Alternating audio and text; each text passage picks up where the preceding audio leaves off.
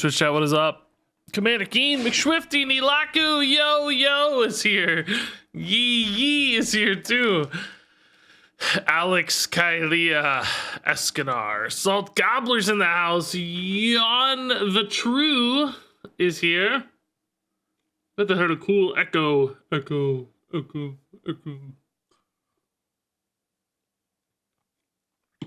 I got a new monitor and it's 32 curved. It's the biggest one I've ever had. I bet I look so big and beautiful on it. But my forehead is the size of a billboard. Man, that would be a good way to monetize the stream. Sell space on your forehead. Like Pepsi. That would be great. I need to figure that out. Sounds good. Draconis with the 2 months. I hope you're doing well. Doing all right, man. A little tired. Unfortunately, it's just not sleeping good lately, but we did play some tennis this morning. The wife and I actually got some Taco Bell afterwards, which I haven't had Taco Bell, I feel like, in forever, but she was craving Taco Bell. So, Taco Bell. We had it. It was okay. It was purely okay. But yeah, getting a little tired, but that's okay. Tennis took priority today. Gotta get good, gotta stay healthy, gotta stay in shape. Gotta get some good swings. I'd make loads of money selling space on my forehead. Well, I heard that's how Reynad made his millions. That's how Reynad was able to start an esports team. Selling space on his 6-head, he made millions. He made millions. And now he's making a video game. I guess. Supposedly, anyway. It's taking years. I hope it's done soon. AJ, what's up? Oakart with 6 months. Man, a crazy 6 months. Thank you. Will we be seeing you play at Wimbledon? No, I've always wanted to play on grass court, and I never have. We actually have some here, but you gotta like pay, I don't know, 30 bucks an hour or something. I'm too cheap. I won't do it. It's been my lifelong dream, and I won't pay $30 for it. Just like Drekthar, dude. I won't pay $30 for Drekthar either. $25, whatever. $30 worth of gold anyway. Freaking Drekthar, dude. I'm getting sick of Drekthar. He's strong. I'm tired of playing against him. He needs a nerf, I think. Duels today? Yeah, actually, yeah. We're gonna kick it off with Duels. What's my favorite Gatorade flavor? I honestly don't know, man. They all kind of taste the same. My wife just buys these Gatorade Zeros. I don't know. I really can't tell the difference, to be honest. You guys have audio? Yeah. Cool. Hey, Heroic Duels is working again. Yay. $30 in this economy? Exactly, dude. With the way the stock market's down lately, man. Couldn't afford a $5 one. Stocks only go up, I heard. What's happened? Is it 2008 again? Man. It's like I got to experience 2008 once already. I don't need this again. Any games you're excited about? Yeah, I mean, Starfields for sure in the more immediate term. I'm actually gonna play some Diablo Immortal, I think. Really excited to try Diablo Immortal. I heard it's pretty good. Now that it's gonna be on PC, we'll give it a shot. I'm really curious to see what gets announced tomorrow. The Warcraft mobile game is going to be announced tomorrow. If you're watching this on a VOD later and you know what it is, feel free to comment if you like it or not.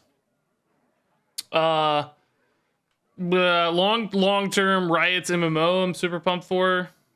Whenever that comes out, 10 years from now. I don't know when. Okay, so I actually want to play Mill Priest.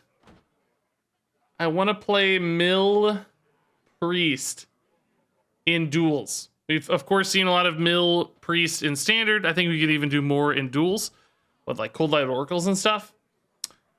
Kind of like Armageddon in theory, but I think having just a good hero power that draws cards is ultimately the goal. This I guess would actually be that would actually be pretty good mill priest card, but maybe not for 10 mana. I'd say Adara is still the pick. She's pretty strong. So, never been to one of these streams before. Do you like randomly pick your hero, or is there a system? Yeah, pretty random. Sometimes somebody in chat will make a suggestion I like. Sometimes I have an idea for what I want to do based on like content, or you know, I want to make a video or whatever sounds fun or new. But no real crazy logic or anything, no. Fairly random. Hey, Grimgrod, thanks for the 100 bits. How would I nerf Drekthar? I don't know, man. It's, 2 mana or less, maybe, but it's weird. The wording is so tight. I don't know. Maybe just stats. Change it to a 2/2 or something. Maybe a 3/3's enough. It's just such an overwhelming stat dump when it hits the board. It feels awful to play against.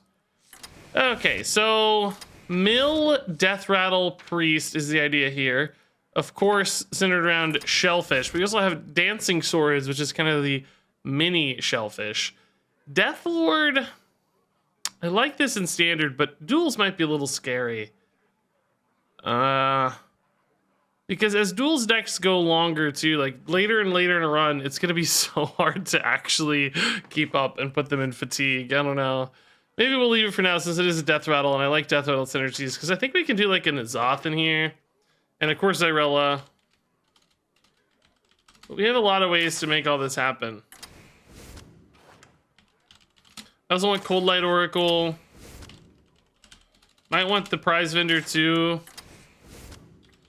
Okay with that. Anything else good that you guys like to make them draw cards? We have access to Naturalize as well, maybe? Is Naturalize banned? No, Naturalize is insane. Oh my god, that's really good. Wow. Brand's a good idea. Yeah, Brand's a perfect idea. Combat Corgi with 19 months. Haven't played Hearthstone, but have been watching. Finally got back into the game. Oh, nice, dude. I think this expansion's brought a lot of people back. I can just feel it in the vibes and feel it in YouTube. I think this has been a bit of a revitalized expansion for sure. I think people like Colossals. I think people like Dredge. I think people are sick of quests. I think if Pirate Warrior and Quest Hunter hadn't been high tier meta stuff the whole time, I think people would have been even more pumped. But still, ultimately, it feels like a win. Oh, show us the birds. Oh my god, yes. I will show you the birds. I forgot that was the last stream. I told you guys we have a family of birds. That was the last time I streamed, right? Yeah. Yeah, we have a family of birds that set up on our front porch. This is one of the baby birds. This is a nest on my front porch door's wreath. The mom set up right on our door. My wife opened the door one day, I guess Friday, and a bird flew off, and then she saw this nest, and thankfully, it's right in front of our we have like a window in the door, you know? There's like a big square window in the door, inside in the door, with a blind. So we can just lift the blind and look at the birds. Is needed if we're curious. And then we pull the blind down to give them some privacy, you know? We saw the mom today feeding the baby birds.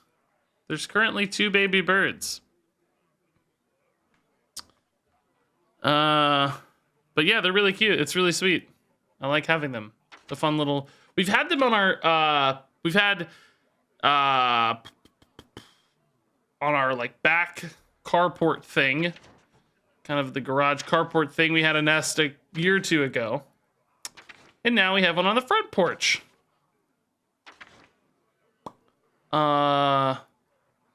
These, I think, are sparrows. I saw the mom today. I think she was like a little sparrow. It looked like a sparrow to me. The ones we had before were robins, 100% robins. But I think this was like a little sparrow. She had kind of a more mottled, stripy texture color.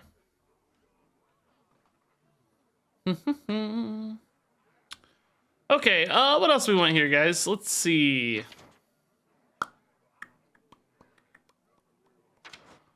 We could get solar, yeah. It's a little inconsistent, I would say, because, you know, it's hard to get both in hand in Duels. You can't rely on 2-card combos all that much in Duels. I think it's a little iffy. What else do we want then? What else makes our opponent draw cards? Gives us survivability. I think Baron Riveter, same problem, like kind of hard to activate. I don't think Solar's banned. I think I just saw it, right? I mean, I guess Solar is a card that does have a ton of utility outside of just Naturalize. Like, there will be other spells we want, of course. Speaking of which, we may want some removal and just, like, defensive utility. We can't only play this stuff, right? We need life gain, removal. I thought we could maybe run Awaken the Makers because we have a few death rattles, but I don't think it's going to be quite enough. I think we need more beyond that. So I want like maybe Gift of the Narus, like card draw and healing. Maybe like what's gonna keep me alive the most likely? Condemn. Maybe like a Holy Smite. Could do an Amulet, by the way. That's pretty good with all these. It's like another N'Zoth sometimes. And just card cycle sometimes too. Could do like the silence stuff too. I mean, I don't really want to silence them. I kind of want them going off. I don't think we're going to be consistent enough to like rely on that. We need to maybe. Could do like this.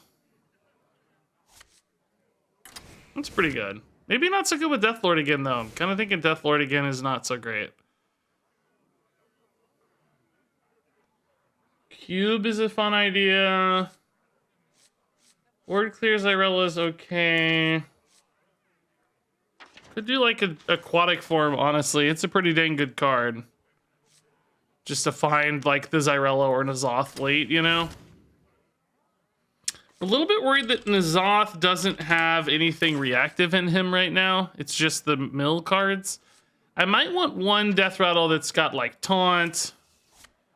Something that's a little bit more reactive, like Thick-Hide Kodo, Survivable, and Taunt. Armor Gain and Taunt could go a long way, right? So maybe mix in a couple like defensive Death Rattles here, so that we kind of fuel both mill and survivability off Amulet. Go like Moarg, Light Shower, Mixtures. I think Mira is a little too slow. Mira. Maybe more like Plated Beetle or I was thinking like Moarg, but that might be a little expensive. Maybe Plated Beetle and Thick-Hide Kodo are enough. So that we have that little bit of life gain in Zyrella and N'Zoth, a little bit of taunt, right? That said, Cultist, I'd rather have armor than healing. Oh, cool. Great. Awesome. The stream is dead. I haven't streamed in 3 days. And never had a single internet problem. Very cool. The YouTube VOD's getting to watch my descent into madness. YouTube VOD, welcome. This is me and I'm insane. Ba-ba-ba-ba-da.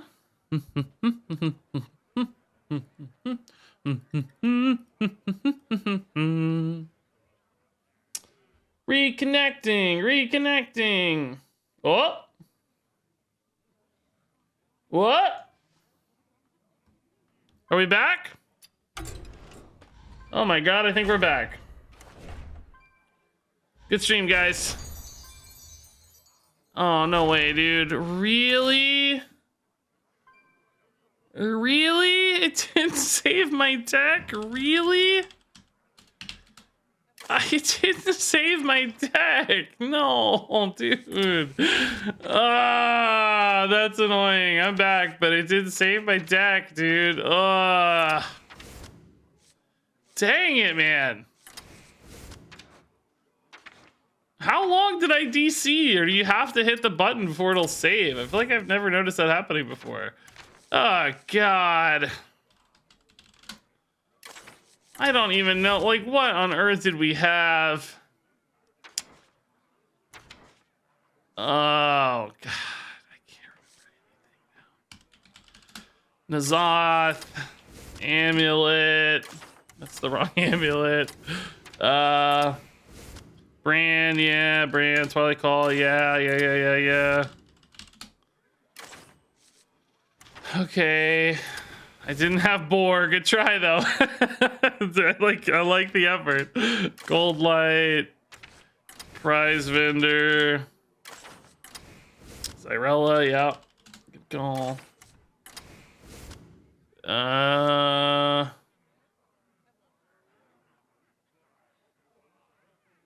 What else did we have?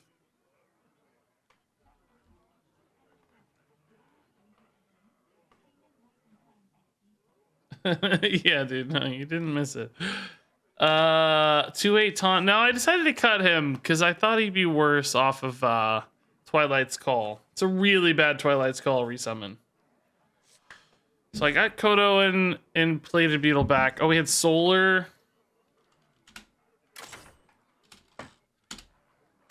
I don't want Guff. We already have a hero card. I don't want too many. Our hero powers are fine.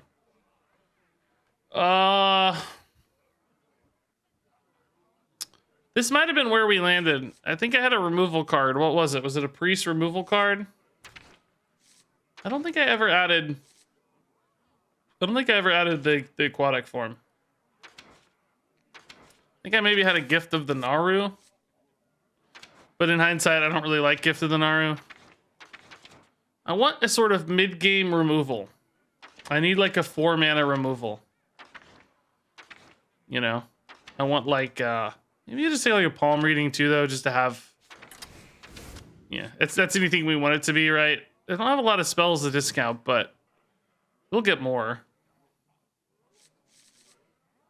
I don't know. That's probably not worth it, actually. No, I don't mean single target removal. I mean more like AoE removal. Like, I don't know, Hysteria comes to mind.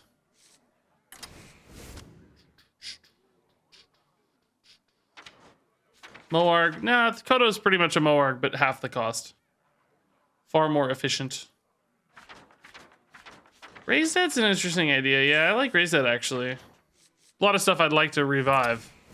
Yeah, that's a good idea. Raise Dead's fun. Okay. Yeah, we can try this. I kind of dig it. I don't know. We may not have enough removal early. We may not have enough life gain, but that's fun. That's fine. That's what we like to do, is play fun, weird stuff that doesn't ever work, so. That'll be fine. That's good. Hey, Marthinus, dude. Thanks for the Prime sub. Sorry I can't guys to the DC. I don't know, man. I can't control it, obviously. I hate it. As much as you hate it, I hate it 1,000 times more. Probably. Maybe 800. Okay, I think we'll keep it Shellfish, but otherwise I think we can find a faster curve play here. I mean, Mill is likely to be strongest the earlier in a game we go, right? Because, you know, their decks are smaller, obviously. So every couple cards they draw early in a run is going to be, you know, a larger percentage of their deck, which means they'll be in fatigue faster, which gives me win conditions sooner. Solar Naturalize is the way to go with Naturalize. Brand Cold Light's the way to go with Cold Lights. The Death Battles I can kind of just play out on demand, no problem. In fact, I probably want to because their stats are bigger. This Pirate Brand, is this really real life, man? Hey, I am still Ben. I was so worried. Oh my God, I was just... I couldn't sleep last night. Is he still Ben? Is he somebody else? He's still Ben. Thank God, guys. Whew. I don't know if you guys were as worried as I was. Man, that was a close one. Still me, says Ben. Oh, thank God, dude. Man, do we go ahead and do this already? It's like, nah, it's too early, right? Because... Nah, it's too early. Do I draw off my own health or draw off this health? I actually think this trade's fine. I'm gonna draw off my own health. I don't want to die too soon here, and I don't really care if this dies. That's fine. That's part of the plan, actually. That's what we want to happen. Yeah, the capital I versus L is always confusing. Yeah. I am checking in with pizza, donuts, and all from the trail we're hiking. Wow, MWX. On a hike. I played tennis today, so I actually have been equally, well, perhaps not equally, but similarly productive, let's say. This kind of needs to die. I think I Hysteria. We could go Solar Naturalized, but it's a little early because I give them too many cards too soon. I need to use this for like lethality later. Thankfully this being at 2 means Hysteria still answers just fine. So hopefully we high roll and this lives, but you know, whatever's fine. Naturally. Okay, I can also Solar Naturalize my own Shellfish to make them draw 6 simultaneously, which, you know, could be a lethal push later. In the meantime, I want to find like a Kodo. This currently resurrects a Beetle, which is not the end of the world, really. I mean, honestly, for 5 mana, is 2 Beetles just worth it? It's not that bad. I mean, Solar Naturalize is also pretty good, though, so I don't know. Kind of depends on what we draw here, I think. Yeah, I think I just heal and Dancing Swords. It's kind of fine. So they're down to 7. This would put them in fatigue, but not any sort of lethal out. Yeah, I don't know, man. I need thick-hide Kodo soon. Oh, Hype Train's up, man. 11 with Prime sub. Martinez with Prime sub. Guy Prime, not with a Prime sub. Mind bending. Thanks to 55 months though, Guy Prime. Jeez. Amazing. Thick-thighed Kodo. That's delightful. Oh, that's a delightful play on words. I love it. Okay. Leaving this up, huh? Alright, I'm at 8. I get it coming, yeah. Oh! Oh! Thick-thighed Kodo! Guys were right.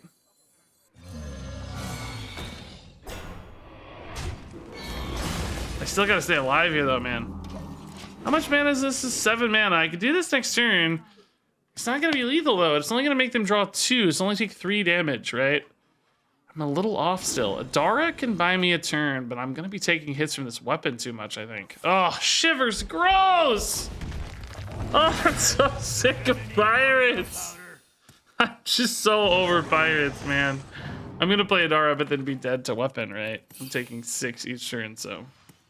Hey, Colby1, dude. Thanks for the 5 gifted subs. Incredible Where's Beef with 100 bits. I wish you the best with the health stuff, Where's Beef. I know that could be a pain. Grats to Electric Shot, Cosmic Churro, Cursed Pope, Pleber, and Variatus.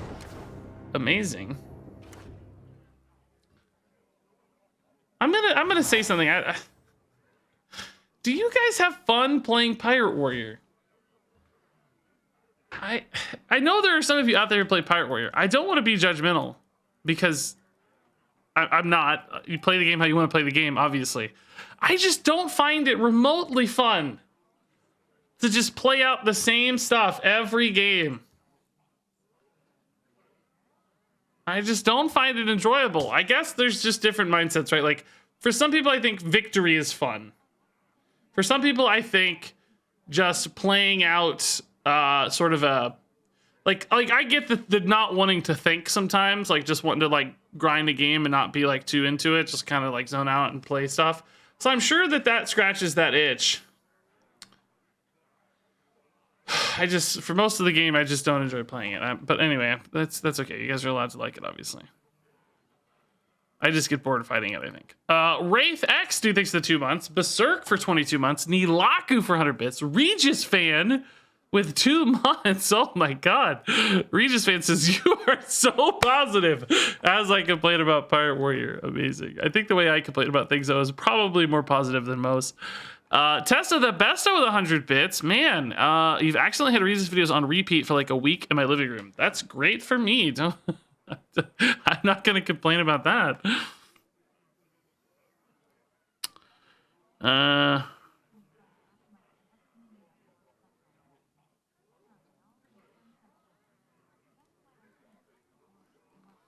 Yeah, I get it. Just kind of doing the thing. Just playing the cards can be fun enough, I guess. But I like trying to do weird stuff, you know? Off the wall stuff. Like, I think I get way more enjoyment when something that's not supposed to work works than when something works that's supposed to work. You know? When something works that's supposed to work, I'm like, okay, yeah, it worked. You know what I mean? Like, it's supposed to work. But I think when we make something happen that's not supposed to work, that just, you know, fires more synapses in my brain or something. But there's nothing wrong with, again, I don't mean to judge. I know I probably come off as judgmental sometimes. Play the game how you want to play the game. That's the best way to do it. The paragon of wholesomeness, man. That's amazing. Do I think the job changed my perspective? Like Hearthstone? No, I think I always kind of played that way. I don't know. I never liked grinding like the best deck. You know? I always liked making my own stuff. It took me a really long time to hit Legend. For that reason. And when I finally did hit Legend, it's because I played Undertaker Hunter. I finally was like, okay, I'm going to hit Legend, I'm going to play the real deck. And then I just, you know, Undertaker Hunter, boom. GG. Anyway, that's a whole aside. I think maybe we just take small backpacks to give us more choices here. I don't think Crystal Gem is particularly useful for us. Robes, same story. I don't think it's that useful. I think card draw is good. Having choices will be good for us. We don't need that. I mean, this is not very good. This is probably the best here. Just sort of removally stuff. Feels a little more complimentary to me. Yeah. I like Sandhoof, but that's about it. Finish watching your Elden Ring VODs. Oh, dude, that's crazy. Thank you. That's a lot of hours.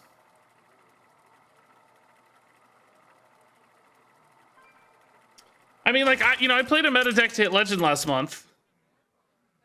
Control Paladin, but it still felt a little less...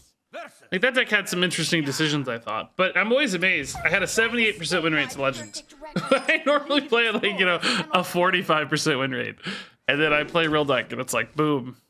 20-3 or something. I don't know what it was. That's probably too high, but, it reminds you, like, oh my god, good decks are good, dude.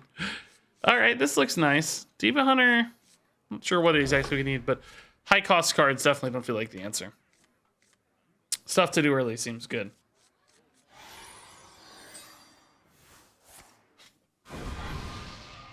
They got Gem, okay.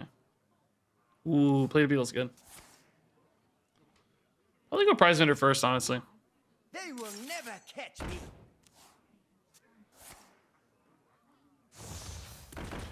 Yeah, I do feel like the new Control Warrior is definitely very decision focused. I always thought it felt like it had a ton of decisions. Man, oh man, aggro everywhere. I don't know. I'm almost playing this to say, like, look, dude, I've got defensive cards. Slow down a little, like, like you're not gonna get there in the first push. Like, just chill a little. Slow down some. Oh, Hysteria is not the right card for this shape of board, right? We need a smaller AoE for this shape of board. Ray's dead? It's kind of free, sort of, I guess. Theoretically gives me a 3 armor dude, right? Oh, Hype Train done, guys. Thanks for the Hype Train, by the way. Very nice.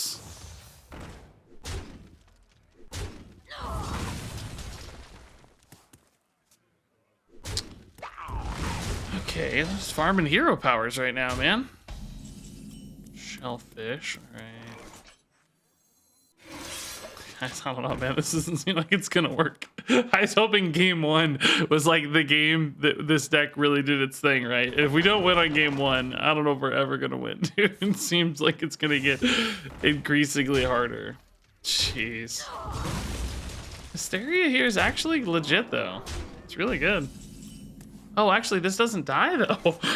Wait a minute. No, it's not that good. I take it back. Really? Can I go raise that and just play the 2 minions? I mean, 15's, like, decent. The only problem is, like, I got a lot going on. This thing will die. I mean, is that worth something? Or should I wait? Maybe I just play the big guy. They seem to be happy to kill my minions and trade in and stuff, so maybe we just keep playing big guys for a bit. Solar Amulet right now would give me a Beetle and a 7/7. Oh, that seems bad. Maybe that's a good Hysteria target, though. It's immune if I Hysteria it, right? So it never dies? Is that correct? It just doesn't die? Why does that seem wrong? I don't know if I like that. I mean, it does clear the board and everything. That's great. But I must not fail. Not ideal exactly, right? Solar Amulet gives me 2 beetles, but do I just die? 6/8. I mean, sometimes, but Steno is probably hitting the beetle usually.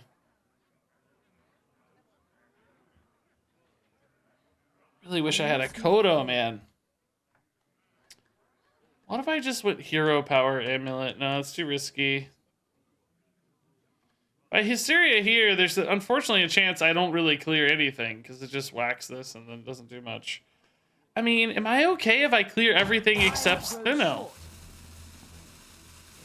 Might leave the least amount of damage on board. I don't know. I think this is pretty bad, but it is what it is. I guess I could have gotten 2 7/7s here, huh? Since those were independent events, or 2 3/3s. I'm probably dead, but whatever. I need Shadow Madness? Twilight's Call? I don't know what I need. Oh, I'm just dead. Oh, that thing's still alive. Wow. Okay. Just dead. Great. Oh, that's exciting. Awesome. Welcome to the fight. Chill. Chill death to Kurchus. Great. Blinded by vengeance. Awesome. Okay. Well, this plan's not working very well so far, we gotta say. I mean, it definitely feels like I'm too deep in the mill pool and just playing some garbage in the meantime, but I think you almost have to be. You can't get there late if you don't have enough mill cards, right? Like, we gotta have some mill cards. Okay. We also don't have any good buckets, man. Hey, Samson, what's up? Hey, Sam Nyak. Hey, Katie Page, Clever Noob, Ancient Ave, Ray. Elise versus Mozaki. Mozaki. Spells be the Okay, we like Kodo a lot. That's good. The League of Explorers cannot fail. Some early life gains, good. Subjugator is garbage. I might just tempo this. No, we can't fuel hero power. That's no good.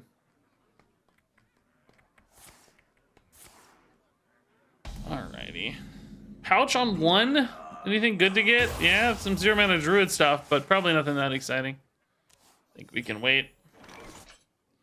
No need to tempo the dude here.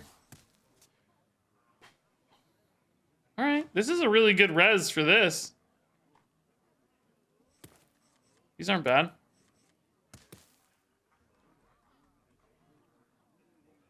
Hey Archer dude, I need you to use English. I can't moderate that, dude. I don't know what that says. You might be saying something horrific. Buy one, get one free. All right.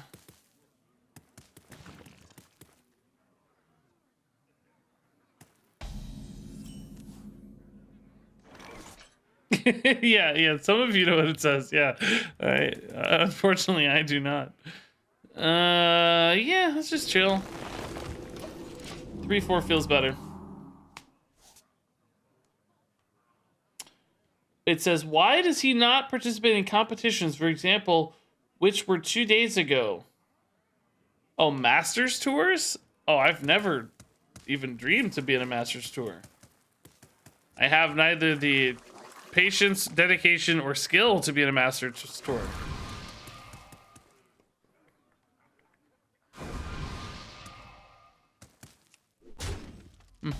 Utterly impossible. I identified pretty early in my streaming life that I didn't think the expected value of competitive Hearthstone was nearly as high as the expected value of content creation in Hearthstone. On top of the fact that I had a skill set already for content creation. I come from a background of marketing and online content, so it was a really natural fit for me. And seemed more promising, so it's kind of a no-brainer. That same calculation won't exist for everybody, but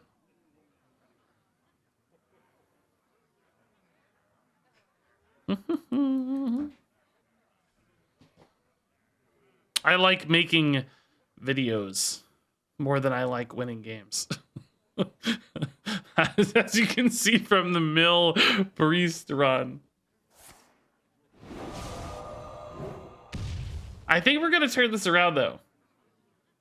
If I get Reborn Death Rattle, is that even what I want? I mean, it might be pretty nice. I probably need more defensive Death Rattles in that case though, like more beetles and stuff. I might have to naturalize this 3-2. I mean, their hand is really full, so I'll actually not be wasting it much. But they already have 18 cards in deck. Why do they have, oh, it's Cthulhu, you're kidding me. Oh, I didn't even realize that, that's gross. This is kind of a good turn though. Maybe we burn some Cthulhu pieces. No. No. No. Okay. No. Not one Cthulhu piece burned. You're kidding me. Gosh, dang it. I love that, by the way, I'm playing a Cthulhu deck, which hasn't been a Cthulhu deck hasn't been seen in Duels in 3 years. And as soon as I queue up a mill deck, I got a guy with Creepy Curio shuffles, Cthulhu, and Roaring Torch shuffles as well. Basically, his whole deck is just shuffling extra cards in. That's annoying. I mean, this is like a decent Twilight's Call, but I think we just get the 8/8 down, right? I'm not a monster. I'm the monster. I'm the monster. I don't know, whatever. Let's just look at that. I don't know. Hey, Kirsten Lopez, how's the RNG treating you? It's delightful. It's so perfect. Yeah, Book of Wonders too. Well, that doesn't matter as much for fatigue because they cast them drawn, but still shuffling manipulations and shenanigans could make them pop off accidentally. Okay, so there's one of the Cthulhu pieces. Okay.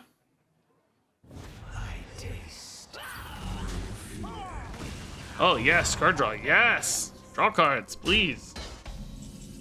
Do I have any good way to make them? Not at the moment, really, no.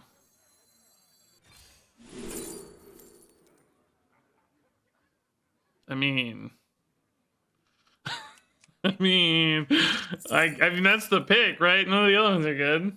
I mean, this is actually kind of good if I could manage to trade off my death rattles. It's kind of better. Reno doesn't really help me beat Cthulhu, right? Because I just take 30. I guess it could help me if I get low and I have a little bit of a board. That's probably more reliable than this. This is going to be hard to set up a situation, I think. What's dead, by the way, guys? I don't even know. Kodo. Dancing Swords? That's pretty good. I want them to draw cards, remember? This is not a mistake. Well, I mean, it might be a mistake, but it's by design, let's say. Oh, this idiot's died. Oh my god, that's... That's worse. Forgot about these idiots. This is bad too, honestly. Like, this bitter-tide Hydra idiot here. Okay.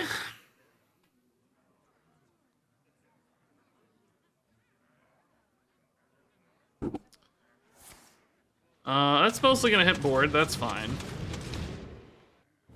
I guess actually hit face might be better now that I'm sitting on a Reno, right?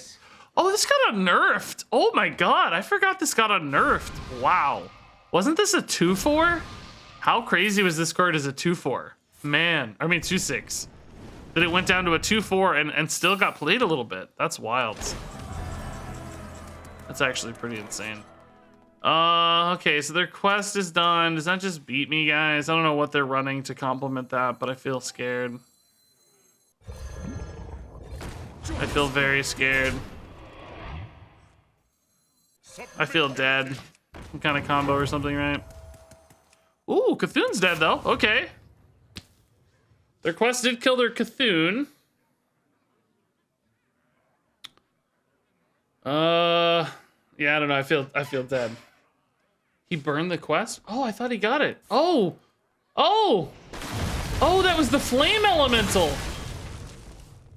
Oh my god. He burned quest and Cthulhu. Oh, well now we're in business then. Okay. Well, never mind. We're happy campers. Okay.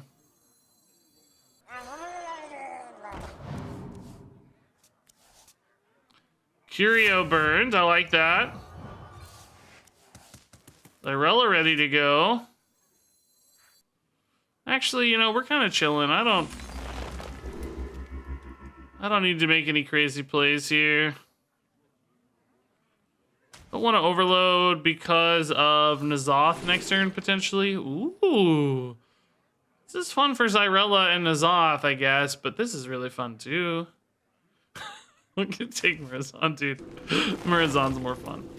I don't need to draw, so we're just healing up to stay safe. Oh, Roaring Torch burned. Wow, okay, that was a good little swing.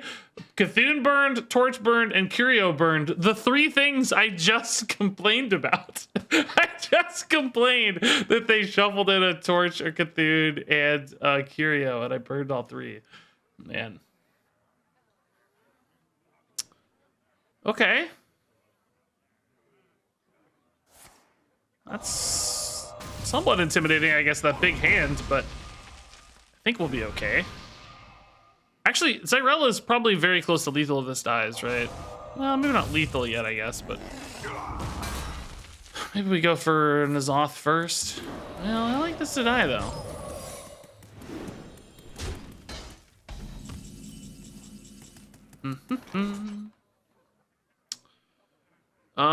Hysteria unfortunately does not kill the selfish shellfish. I think this feels like a pretty good Zyrella turn. Just get some armor. They're gonna draw a little, but not much, but a little, you know. Well, Not fail. I don't know. N'Zoth is better, but I really need this to have died. Murazan kind of sucks usually. Maybe it's just Amulet for 2. Bran, plated, guess the weight. Can I get to a plated beetle? Always no, because of Bran. Maybe it's as simple as this. Yeah, you can't Hysteria friendly minions anymore. This is too greedy. Let's just go here. Okay. Sure. Time grows short. Excellent. That's what I wanted to happen.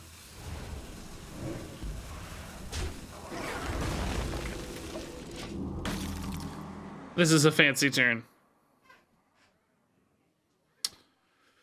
All right. Once this dies, we're kind of off to the races, really. That's all we're waiting on.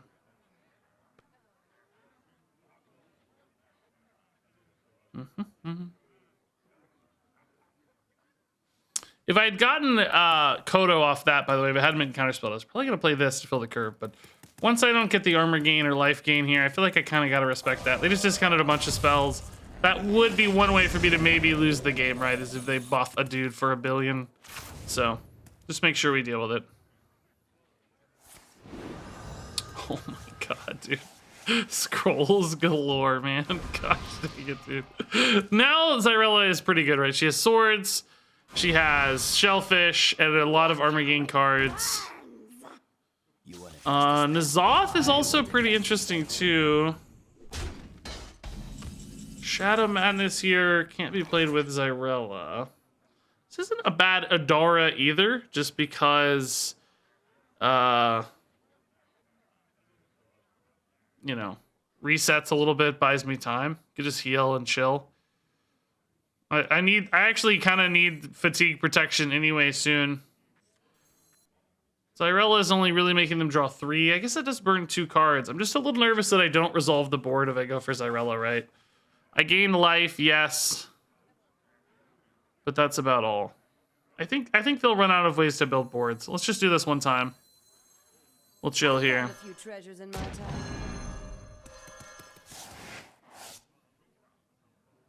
I can draw 1, I guess. It's fine. Sure. Play you too. Okay. Oh, that's pretty good. Hit your face. Nice. I think Zyrella might just be lethal next turn. Maybe I should have just played this off. There's only 2 real cards. Yeah, we'll see. It's fine. I'm in a really good spot, so it doesn't really matter.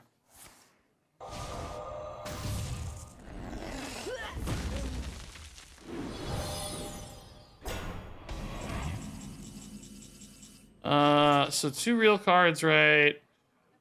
They're telling it 3. I feel like it's actually N'Zoth. I don't have a lot of board space, but this will definitely set up the Zyrella. Regardless. And a lot of life gain. Oh, yeah, that's really nice. Oh, it's actually 4 cards for Zyrella. 2 of these had died, 1 off the Twilight Skull, I guess. I still don't think it would have been lethal, but it will be now. What? 2 different Hunter secrets. Okay. They don't ever interact with Zyrella, right? So that's probably fine. I mean, this is giga lethal now, because this is, you know, if this doesn't die, we just hit face really hard. If it does die, of course, then we have 8 draws in Zyrella, which is pretty cool.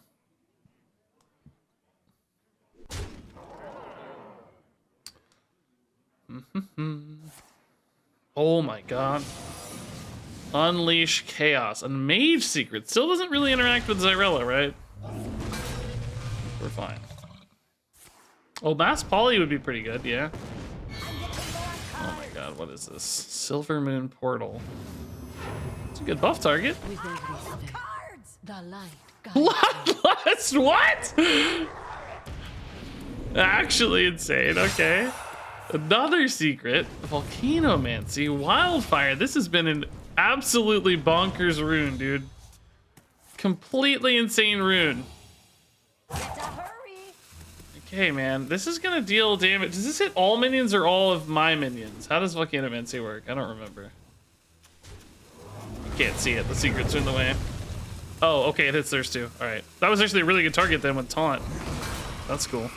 Oh, Devolving Missiles is clutch. Wow. Look at them go, dude. Look at them go, man. Freezing, sure. Oh, actually, if it's barrier, I shouldn't attack. Oh, shoot.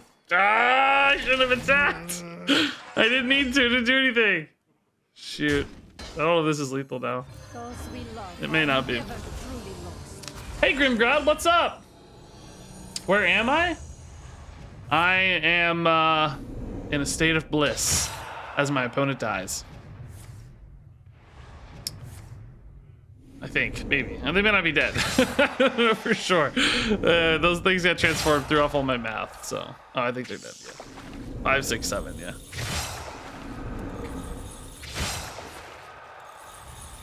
Look at that beautiful life gain, dude.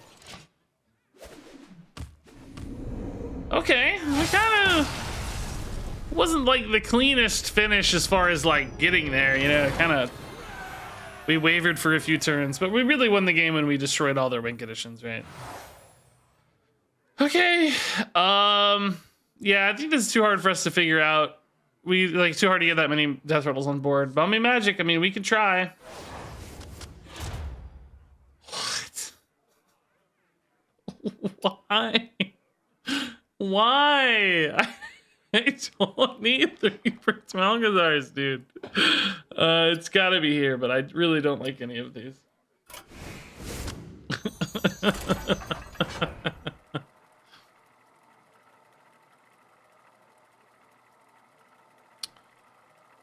Ba-do-do.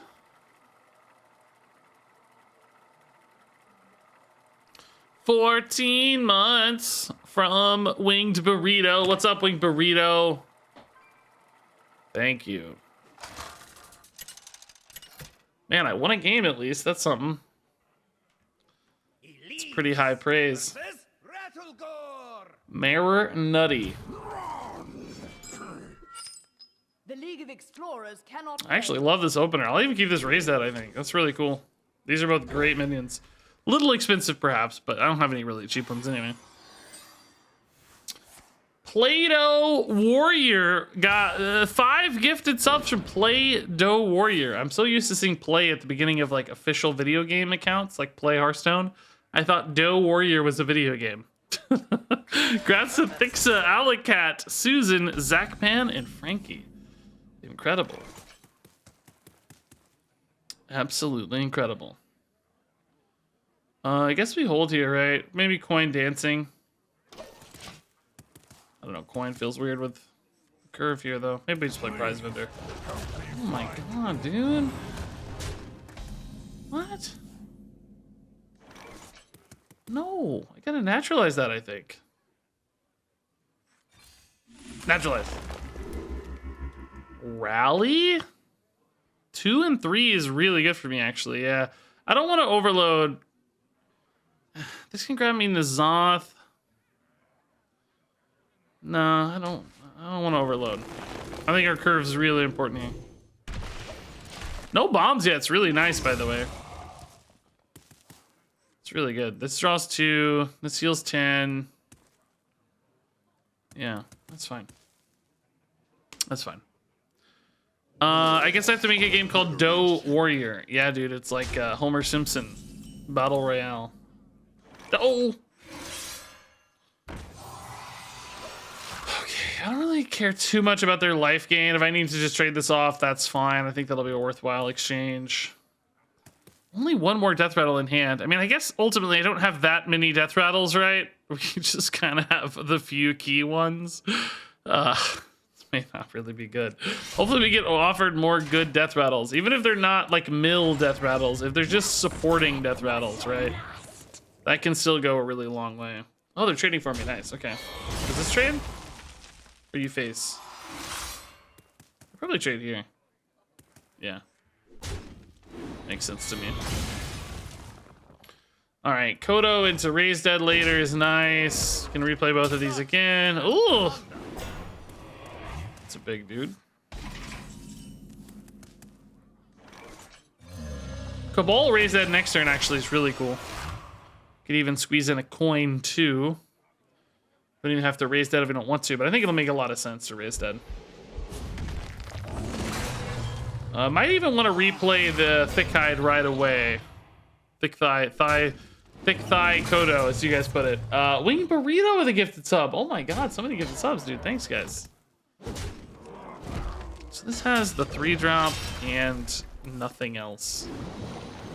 Yeah. Wow, Solar Rally is kind of fun later. But I do need to get a 2-drop in there, I think. This has got a good steal in both cases, I think. So let's do that. Your mind is not. Probably go ahead and play the prize vendor, although they are admittedly pretty light on cards despite me giving them like a million.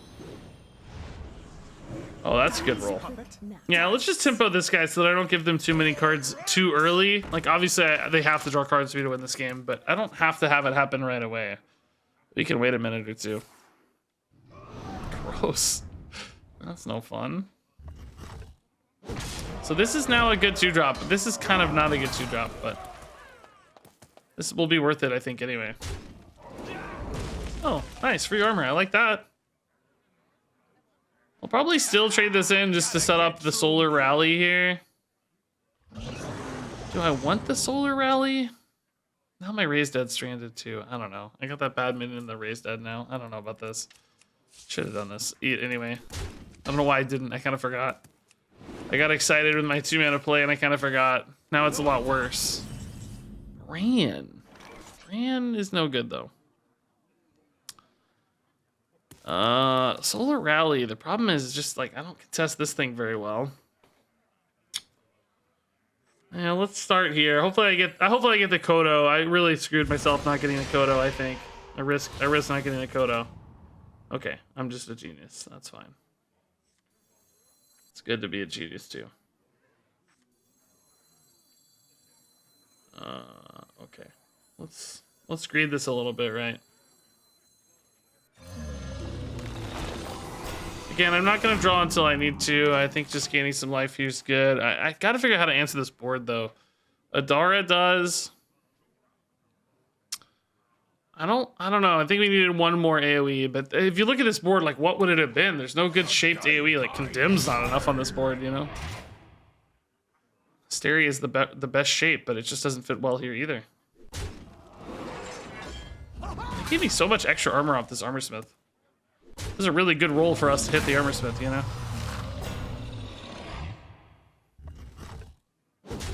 Gonna need N'Zoth, gonna need Xyrella for sure this game. Need that life gain.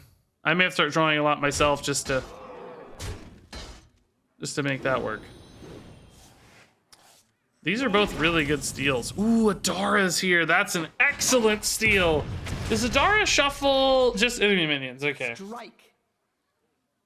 Yeah, let's actually not hit. I don't think the 1 armor is worth it there. This is still good against their weapon. Yeah. I found a few treasures in my time. Oh, Adara's clutch. That's the only good board clear I had in the whole deck, I think. Okay, so Solar Rally's pretty good now. Oh, God. Dang it, dude. Do I have a way to bounce Adara back to hand, man? Oh. Why? Why? Solar Twilight. I can steal a Boombot, I guess. That's something. Solar Twilight's also 5 mana. That's not bad either. I potentially get a lot of Kodos usually. I have 3 mana left. What could I do with that? Bran doesn't really do anything. Ugh. I really need to find Xyrella or N'Zoth soon, dude. I need this to be Psychic Scream. Time grows short. No. That's kind of free, I think. Your mind is not your I don't know which is better here, but... Stand aside. dance, puppet. Strike. Okay, this is just free, I figured. Tiamat, like, yeah, but he's hard to play, you know? Like, I don't think I want to commit to Bran Tiamat for 10 mana. That's a lot. That's a lot of commitment. I'm gonna need Xyrella. Gonna need N'Zoth. I'll probably go, like, Bran Prize Vendor just to find some stuff to do here.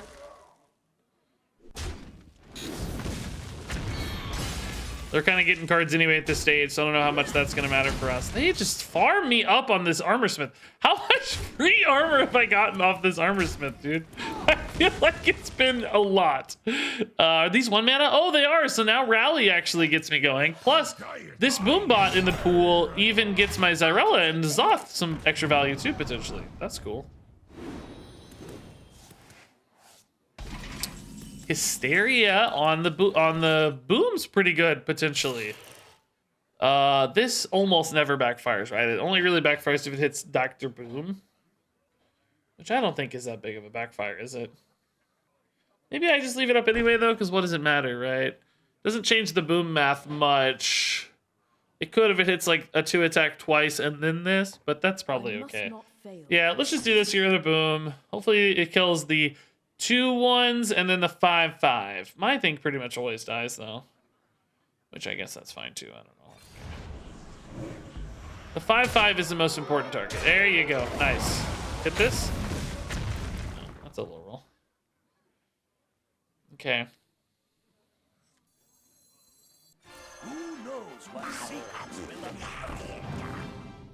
Time grows short. Can't be too mad about bombs at this stage. That's kind of to be expected. Okay. 4 bombs left. That's not so bad. I need to find my big stuff, though. I have 13 real cards from that stupid Adara. Oh, why does it just keep getting bigger?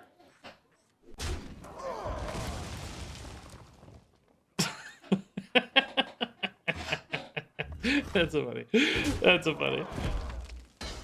Solar Amulet. Yeah, I'd like to, but Solar Rally is actually kind of just better. It's got 1s, 2s, and 3s, so it's like a six thing board. Just worried about being dead soon.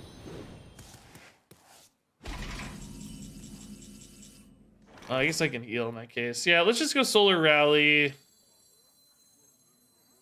Could even Amulet with it, but I kind of want to trade the Amulet. Let's trade the Amulet first. 1's just not enough on that, I think. Guess the weight. That's a fine follow-up. Might want to play the Plated Beetle or Hero Power, though, depending on what I roll here. Let's see what we roll. I think it's always, Oh, not always. We got a brand. Oh, wow. I didn't think about the brand. That's cool. Let's go here. Really was looking for the Armor Smiths. These are sad. Wanted Armor Smiths here. Imagine 2 Armor Smiths, how much life that would be worth. Potentially. I like that the Brand's just kind of making him always hit Brand. Taunt with Brand. If I get a Zyrella, we're going to be close to, like, super fatigue soon. Which would be nice. Oh, God. Olgra, really, at this stage? A buffed Meek Mastery Olgra. That's what I need to see. Great. I can guess the weight into... Oh my god, Militia Horn, dude. This guy is good. How am I supposed to beat this guy? He's a god. I need some good Boombot rolls, aren't I?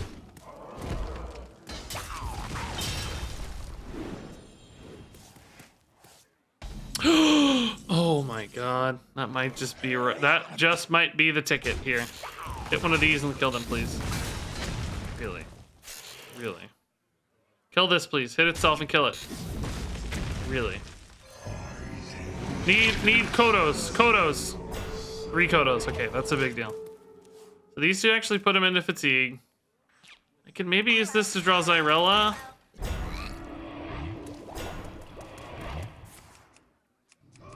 God, these Militia Horns are actually nuts. The stats are outrageous.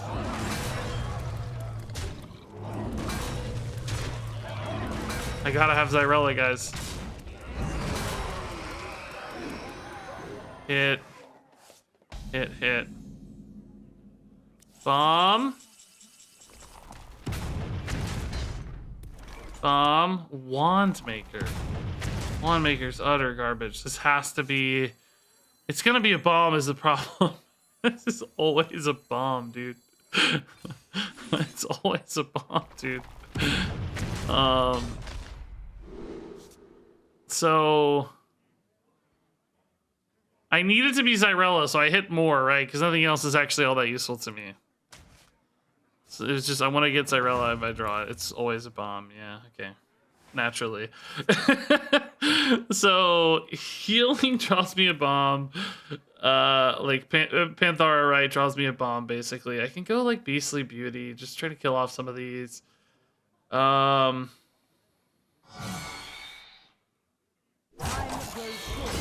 This hits Mankrik, I'll hit Mankrik instead of the 5-2. Otherwise, I think I just have to hit the... Oh, I can hit the 5-2 with this, though. Oh, that's kind of unfortunate.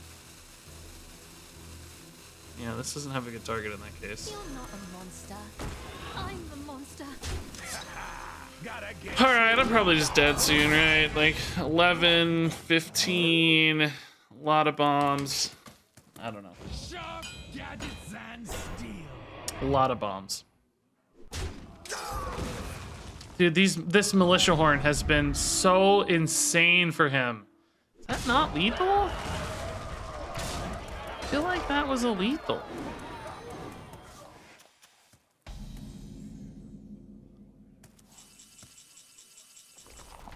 I draw Sword Eater, like really? Alright, so I have to heal this and just draw Zyrella, right? There's no other play.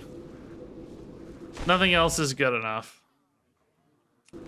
I think he had lethal and missed it, but especially with ball mouths, but it doesn't matter.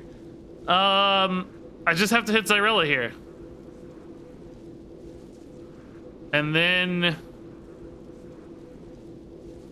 I don't think I win. Voracious Reader. What a delight. What a delight, dude. This does nothing anymore. Shadow Madness isn't big enough. I'm just done. Shellfish obviously doesn't get us there. I mean, Wave of Apathy maybe. Time grows short. Yeah, GG.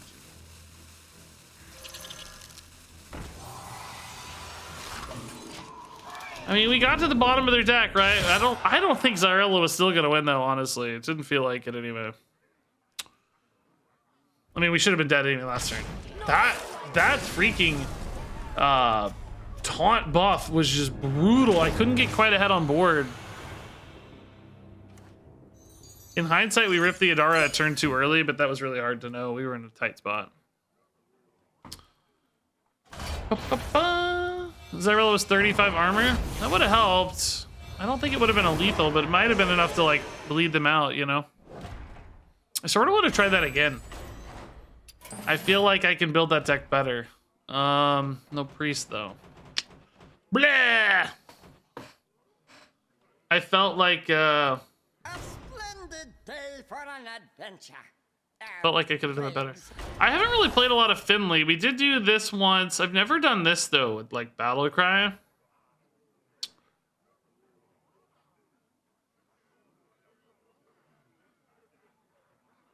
I've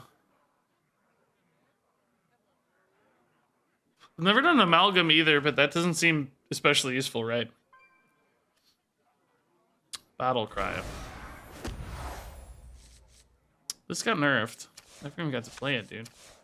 I kind of like this weapon a lot. Am I crazy? Is it too much at 5 mana?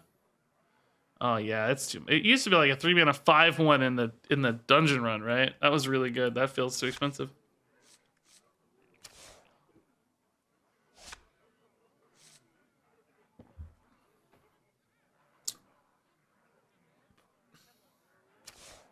I mean, it is still just a lifesteal.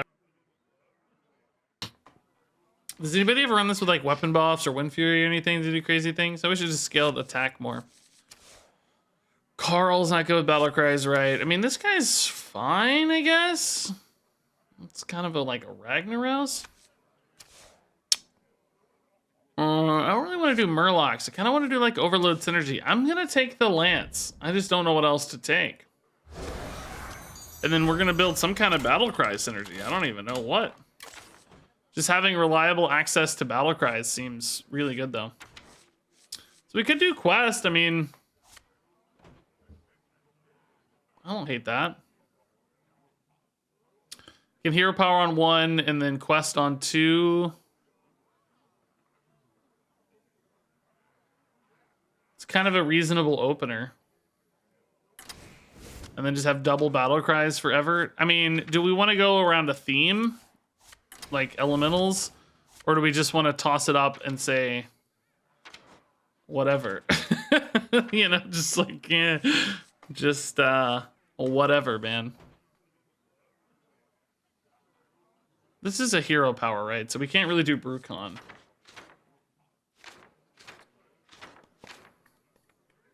The latter, just take it and do whatever.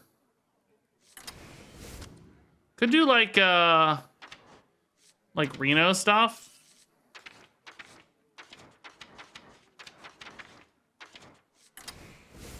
That's kind of fun.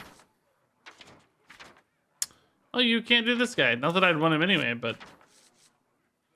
Man, wait. Does Paladin not have a single Battlecry minion above 2 mana? Oh no, no, I had 2 mana selected. I was like, wait a minute, this can't be right. No way. Oh, that was stupid. That's why. I was like, that's not a thing. There's no way that's a thing. Oh my god, dude, double Lanessa would be so much fun, but not correct. Not correct. Squawker's like a cool thing, but again, I don't really want to have to run buffs, right? I think we're just gonna be running generally like independently good battle cries is I think what we want to do. Things that maybe scale well and play towards minions. I don't think that scales that well. Things that provide like tempo.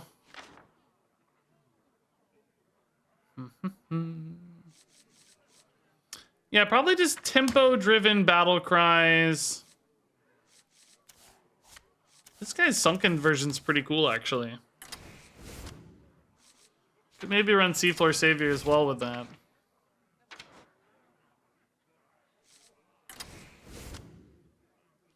Sonar seems pretty good with like treasures that are 3 mana or less, right?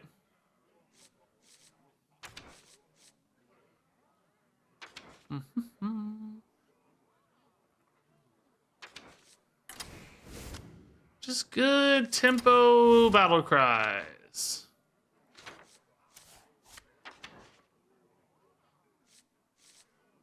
You know?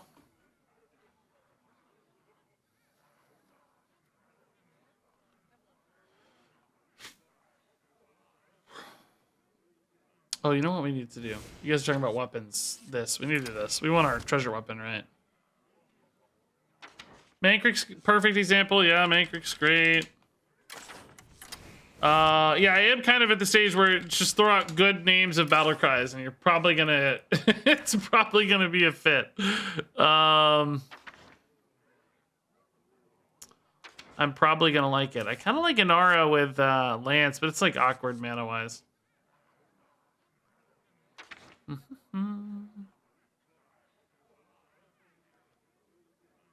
Hey, Fikar, dude, thanks for the 8 months. Yeah, hero power overload, so we don't have to worry about overload for this. The hero power does that.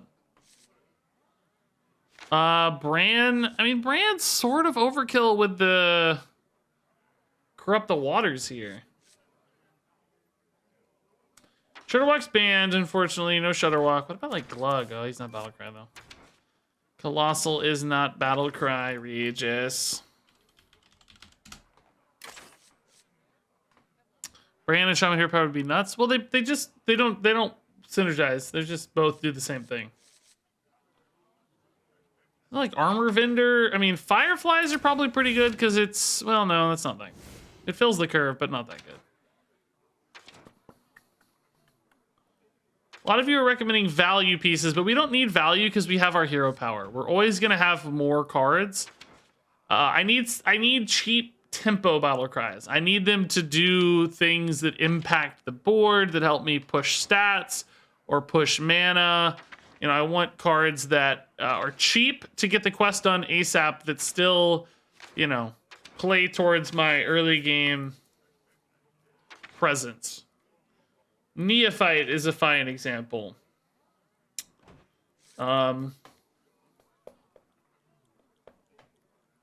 Yeah, I know we'll lose the overload hero power. I know we'll lose the hero power, but we're going to be hitting it throughout the early portion of the game. So we're going to have like, you know, probably 6 to 8 extra cards.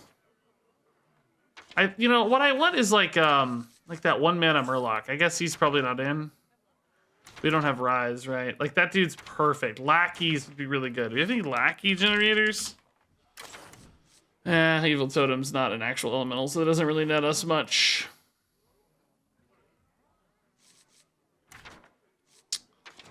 Yeah, I mean, certainly an elemental package, it makes sense, but it's like, I don't want to just run a bunch of elementals, you know? Quest synergy stuff to Spellcraft, that's a good idea. There is that like 2-drop questing explorer and entrapped sorceress. These are a little risky late in the game though, because if we draw these late, they're just super dead.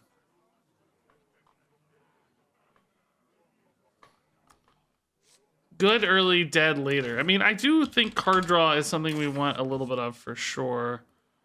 Any good battle cry card draw? Like Bannerman's a perfect example of that. This is a good example of that. What about like Dungeoneer? Not exactly super tempo-y. Currently also have literally 0 spells. I also need some for Stonehearth.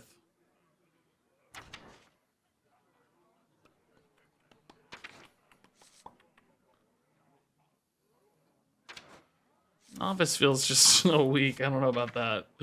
That feels bad.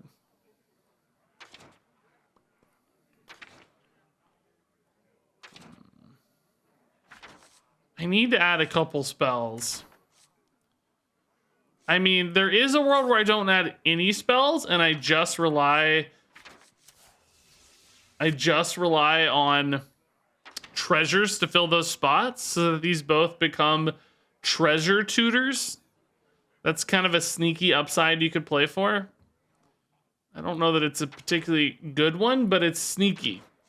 Zax fans, by the way, thanks for the sub. I feel like I missed the sub earlier. I feel like I heard something and I didn't respond to it. I forgot it. Fikar, Wing Burrito. No, I got those. Okay. I got those. Something like this is really cool with Lance, but I don't want to support it too hard. I think we're overthinking this, honestly. Maybe I just don't need any more battle cries because hero power satisfies it, right? Let's just look for good spells. What's our best? No, not you. Not you. What's our best set of spells? Maybe like guidance is good spell generation. Actually, the new overload thing or Shard Scroll is kind of good, but we don't have a lot of dredge necessarily. Although I can't use these to just draw stuff out of the deck, so it's probably good enough. Our return to overload for Lance. Yeah, our hero power overloads the Lance. I mean, it's to be fair, like we're gonna override it, so there may be a world late in a game where I lost the hero power and then I draw Lance too late, you know, but I'm not gonna worry about it too much. Cold Neophyte's a fine example. Is Lotheb actually in too? I actually kind of like Lotheb. I never get to play my Diamond Lotheb. Alright, I'm actually just gonna run only guidance right now. Is that right, guys? I don't know.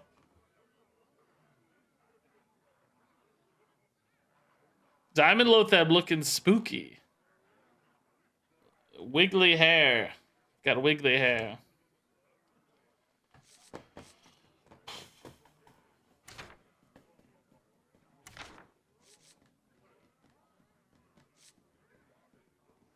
Okay. I don't know. This is bad, but I don't care. that's the norm.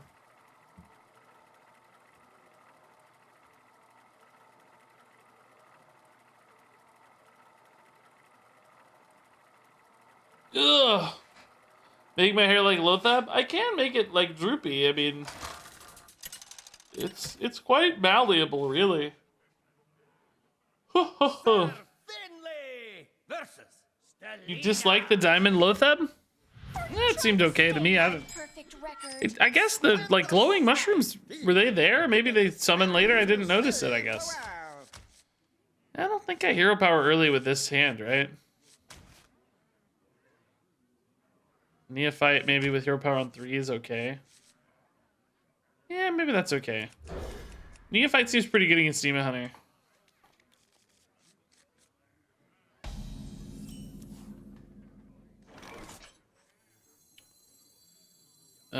Okay. I was gonna hero power on 1 and play quest on 2, but when I have a 2-drop in hand ready to go, it feels unnecessary, right? Zeph already? Man. It's a good turn 4, probably. Anchor on 3, I think, feels too good. I mean, I always liked Zeph backstab, though. I think that was always a super underrated play. Just like get the Zeph backstab, you know?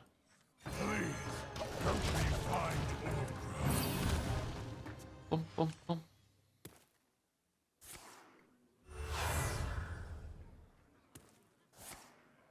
Oh, wow. This is a pretty good Zeph backstab, right? I think I do it. I think I take the Zeph backstab, man. Is Cleave 3 mana still? Did Cleave get changed? Does Zeph have anything good for 2 mana, guys? God, I hate having to think about Zephyrus. They also, like, when was his pool? Cleave is 2 mana. Did it used to be 3, or am I thinking of the Demon Hunter card? Is Cleave better than just developing a Sleep Breaker is another question. I don't want Forked Lightning. I'm just gonna take the backstab. I actually don't think the 2/2 matters all that much, so let's just take the clean backstab here. Holy Nova for later is also a little bit enticing since these do go toe-to-toe currently, but hopefully being ahead on board is similarly useful. I don't know. Okay, what are we at here? I want to be able to pump this up a couple times prior to swapping over, right? So I'll probably play this here and hold it. I hate that it starts at 1, though. It's way better to play on 6, isn't it? Yeah, it's way better to play on 6. But then, like, yeah, I'm gonna have this problem. Yeah. We're about to run into this issue where it's like, why not just finish quest instead, right? Wait. Oh God, I did just. God dang it! Am I an idiot? I thought I had one more to play. So stupid. Okay. Scratch everything I said. Just ignore it. I'm an idiot. Too many battle cries. Yeah. I swear to God, I just hovered and in my brain thought it was in a good spot, but I guess not. I guess not. So yeah, we did strand it. That's okay.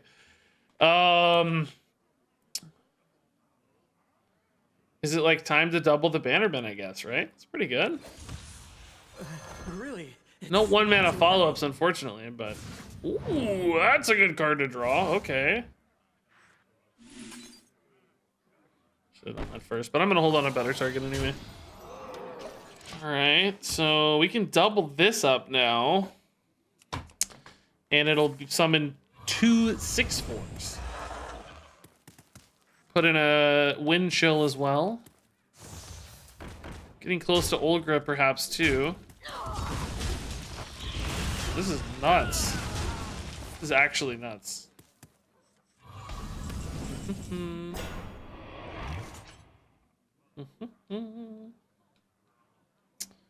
Oh man.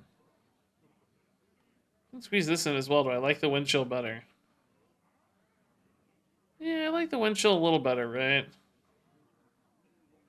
Well, pretty big buffs. I'm dying though. I got a Wind Chill. It's 5/8. I mean, this is my only life gain. This can, of course, be life gain too. We'll risk it, I guess. I don't know. Feels weird. Initializing descent. I honestly don't even know how this works. I should have done it the other way around. Oh, these both draw a spell though, so it doesn't matter. Oh well, yeah, it could hit guidance. So yeah. Does that now? Do each of those get +4/+4, or does each one get? I guess each one gets +2/+2 still. Yeah. I don't know. We're probably dead.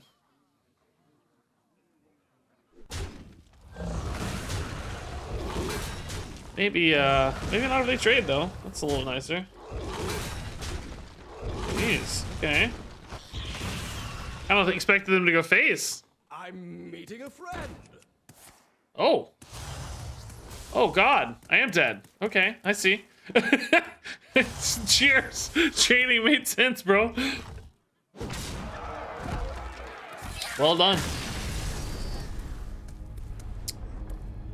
All right. Well, that didn't feel super great.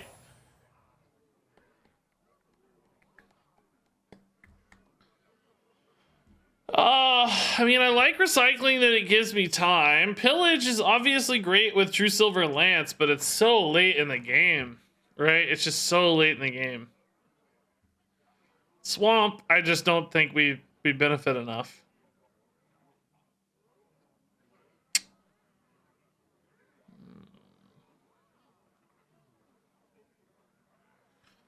I think it's got to be here. Our hero power encourages like a lot of mana, right? So buying time is good. Pillage is just, we can't rely on a one weapon on turn 5, right? That's just too far off. One battle cry. Okay. I guess. I feel like Duels buckets have been so much worse for me lately. I don't know if it's because we're building weird stuff. Maybe it's not finding good ideas for us because we're just playing really weird, wacky stuff without like clear theme. But man.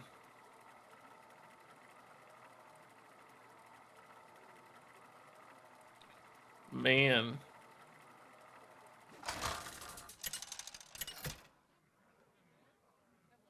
I'm not going anywhere right now. Sir Finley versus Brad. Boar is the answer to my problems? Yeah, maybe. Gotcha cornered now. Okay. Stand aside, fiend. I mean, I'm definitely going to keep Zeph early, right? Is Zeph a card I want to play on 2, I think is the question. Or do I want to hero power on 1, corrupt on 2. Beckoning Bicorn. Oh, fun, dude. So many patches. It's a pretty good 1, 2, 3, I guess. Feel like I'm curving out so well that my hero power is becoming pretty pointless. I think maybe you need to play this hero power more in a like value deck with like more control. Well, not really value, but like life gain, right? Survivability. That said, of course, recycling can put us in that world.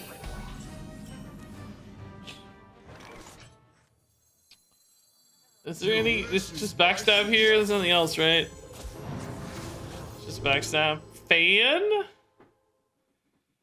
I definitely don't care about wild growth.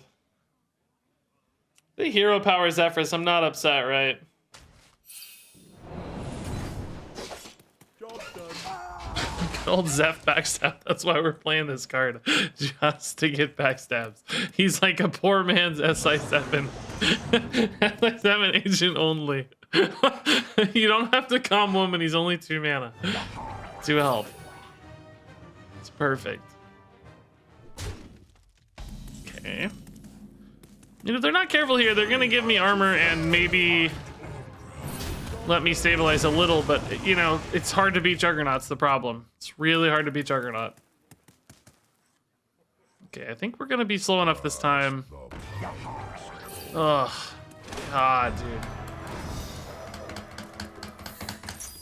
This is so hard to beat. Just a pile of stats.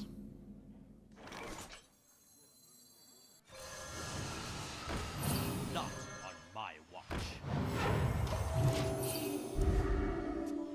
Okay, I mean, I guess I just equip weapon on 5, but I can't attack with it. Like, that's so bad. This weapon sucks, dude.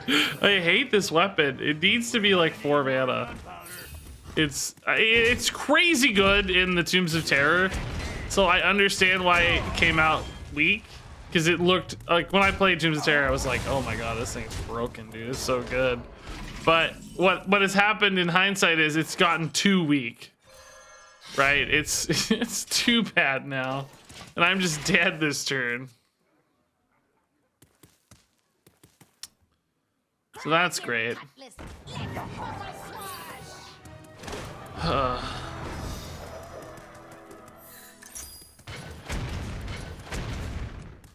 You just can't play anything in Duels that's not hyper smart, can you? I've just not caught up with this meta. You have to just go hyper smart.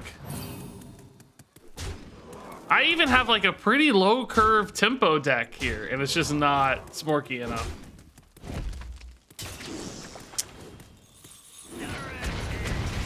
I am alive, for whatever that's worth. Never be afraid of your inner power. Give faith your inner power. Okay. So, I mean, okay, good start. Yeah, I don't know why. I just clicked, obviously. Okay, I'm dead, but I don't think there's another card for 1 mana, but it's like, oh my god, dude. I actually had a pretty good roll if it hit this first. I guess I could have guaranteed it, but then I would have lost my weapon, right? Like, is that worth it to go to 0 mana and just be dead to the end card? I don't think so. I don't think so. I don't know. I'm kind of on tilt a little bit. Kill the captain? Yeah, that's what I just said, but math it out. I'm gonna be at 2 afterwards, and they just have a weapon. If I don't preserve the weapon, I can't win on future turns, right? I need to create some kind of high roll scenario where I'm still alive on board. Like, you know, I need her to hit Beakered Lightning or something, right? Whatever.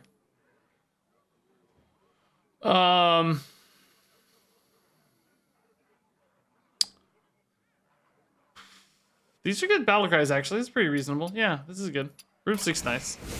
Good, fast, cheap battle cry.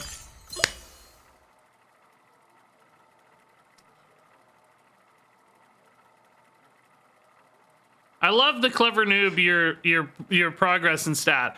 Spam all capitals. Regis, you're throwing. You were so confident that you yelled it in all caps, and you go, "Oh, never mind. You were dead." It's like you don't have the all caps when you admit you're wrong. Your confidence decreased dramatically, but in about 30 seconds there. Weapon should be 3 mana. Yeah, it's too much at 5. I think it feels really slow. Stand aside, fiend. It is time to Okay, I like this 1, 2, 3.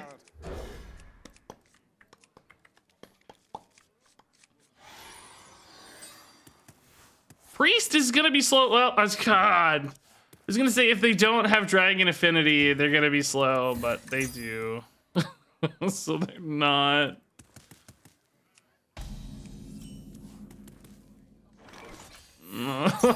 Just like not into this right now.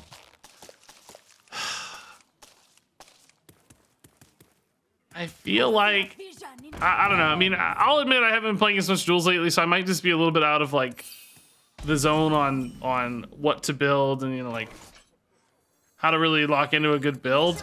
But I feel like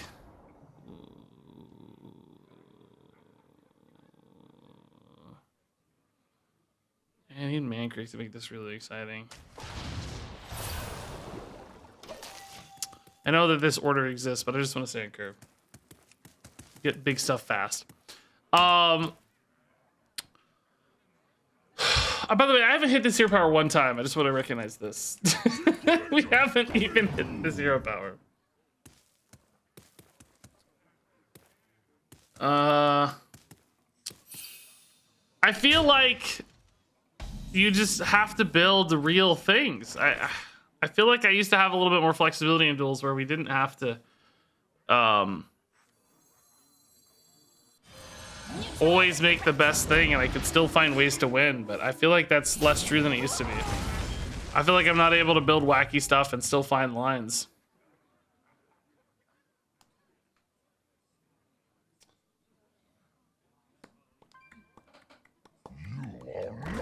I didn't have a bad turn. There was no good. Where is this bad turn messaging coming from? We just didn't have a play. There was just no turn. There was no way out. It wasn't a bad turn. It's just no turn. I want to change the discourse here. This is big. This is 3 minions, so I could like kill the 8/6, have a decent board. Maybe try to catch up with Fangs later.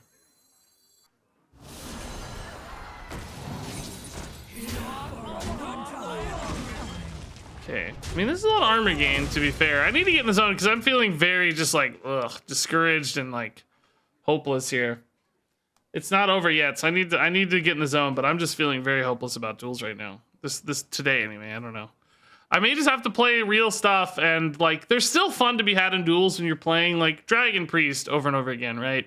You still have fun, wacky moments and everything. It's just I can't keep up playing,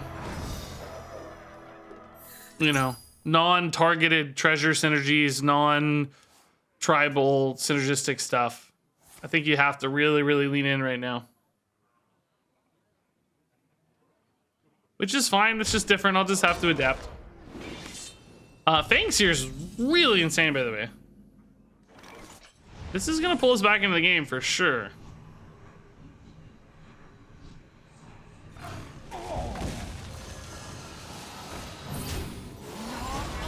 We even gonna have weapon plus button on 6. I'm gonna hit the button for the first time in 3 games.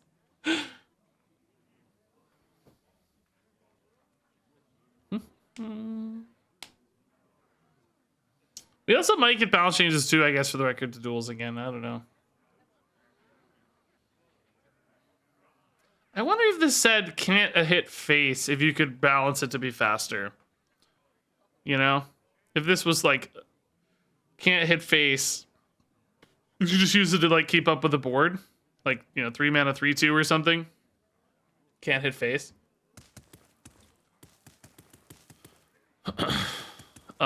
This draws either Repentance, which God, is a terrible card to put in the pool for these. I forgot. God, that's awful. It's not really entertaining watching people play the same stuff. Yeah, that's always been my theory too. That's why I don't like to dive into meta stuff all over and over again, you know. But at the same time, I have to be able to win games too. If I can't beat the wave of pirates and dragons over and over again, you know, I gotta do something. Be quick. Are they that tilted by the Vampiric Fangs? They DC or just give up? Is this how we get back into the duel zone right now? It looks like they're like hovering a card, but nothing happens.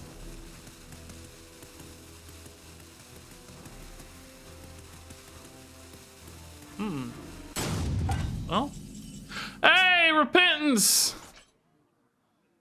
Oh my God, that means I actually draw nothing. Are you kidding me, dude? I thought Repentance was a terrible draw, but in reality, it just means I draw nothing. Thank God I got that hero power in time, guys. The first time I hero powered is immediately before a DC, and I don't even get to choose the treasure. Great, just great. Okay, Meek Mastery is definitely a way out of this mess. I have currently a lot of class cards, though. But I could maybe discover neutral cards. I've also never in my life been offered heavy armor. Now, heavy armor and recycling do not synergize, remember, guys. They... Only that first 10 health actually counts. Armor works normally. You don't take 1 armor. But somebody in chat does have a good point that Lance is kind of crazy with armor. Like, I might just be able to out-heal with heavy Lance. I mean, this is definitely the better pick, but I don't care. I'm over it, dude. We're gonna make something fun happen. Oh God, I have 2 Cage Match Custodians, by the way. Oh, I didn't even realize this, guys. We broke Zephyrus, but it's funny because this would also break Zephyrus, and this would also break Zephyrus. Because I already have Lothar, but I already have Guidance. So this was gonna break Zephyrus no matter what. I mean, I guess 2 Zephyruses doesn't break Zephyrus, to be fair. But can I take a second Zephyrus in hopes to hit the Cage Match? I mean, I guess, right? I guess.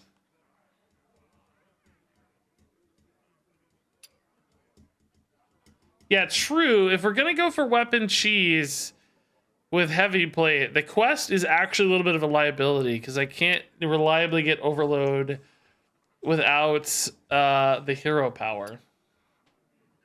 I mean, I could add in a couple overload cards here, for instance. This is like 3 more overload cards. But these are both pretty bad. I might just take these overloads so that I have some quest flexibility.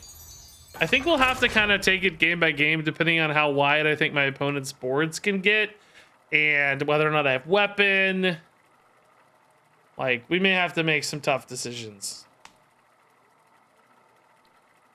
I don't feel good about it still, though. I feel like, honestly, to be totally frank, I think we still would have lost that last game if the opponent hadn't DC'd. But maybe this will save us. I don't know. I'm just glad to get heavy plate for the first time ever. Heavy armor, not heavy plate. Oh my god. So confusing. Sir Finley Versus pirates! I got you cornered now. Stand aside.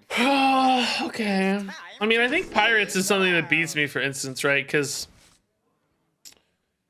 I mean, they're just going to get a wide board of pirates. I won't be able to keep up. I think I'm dead. Let me look at this, guys. If we had taken Meek Mastery, by the way, see, that's why I hate you guys. If we had taken Meek Mastery here, we'd be off to the races, dude. Yeah, cannonballs are tough. All the 17 patches they're gonna summon, right? Like, I won't be able to keep up. Oh, I don't have time for another duels run today, but I'm like really sad. I felt like this wasn't a good duels session. I feel discouraged by it. Yeah, see, just, oh my god, like, this just makes me want to. I really can't overload. I need the dudes. So I think we're just chilling here. Oh boy.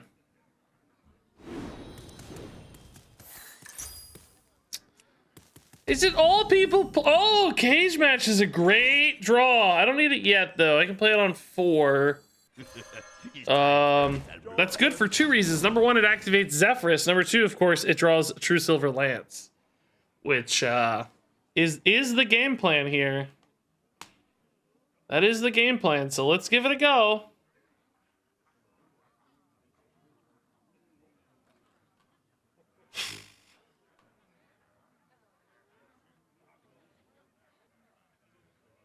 If this fails, I'm probably going to do another duels run, but I think I'll target a very specific, I think I'll target a minion type. Like, we'll do mech or something. I don't want to do pirates, but maybe do mech or something.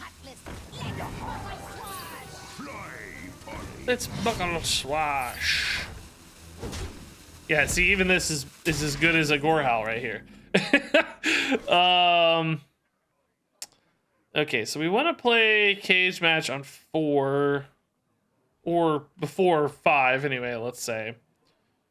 Well, it's really 6, I guess, that I need the weapon. So we should be able to overload fine. This into this is okay, I think.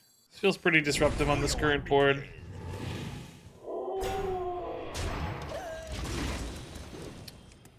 Okay.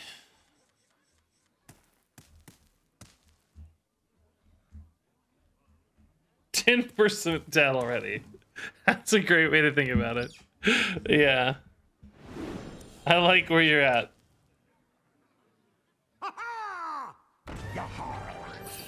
It's like they don't even have 2-drops in their deck. Look at this. I mean, it's kind of good actually, because yeah, there you go. That's what I was gonna say. Basically, oh my god, dude. Their 3-drops cost 1, so I'm dead. Like, it's already over. So tilted. Oh, I'm just so tilted, dude. Candle shot. That's fun. All right, go get him, buddy. You got this. I can't overload next turn, right? So I need to find a play.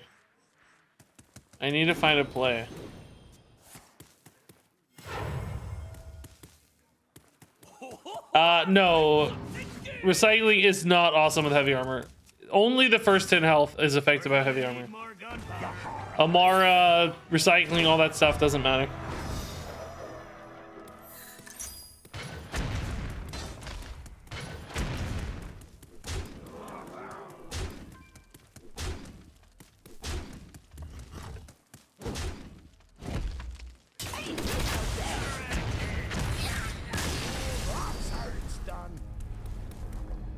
Fun. It's really fun. I don't know. I guess I'm not gonna play more duels today. That just leaves me not in the mood. I mean,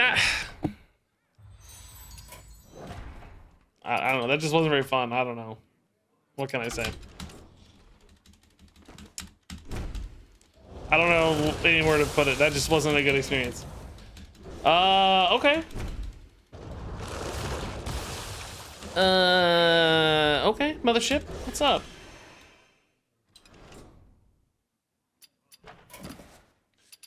Yeah, I don't think you guys are giving people a hard time for playing pirates. I don't.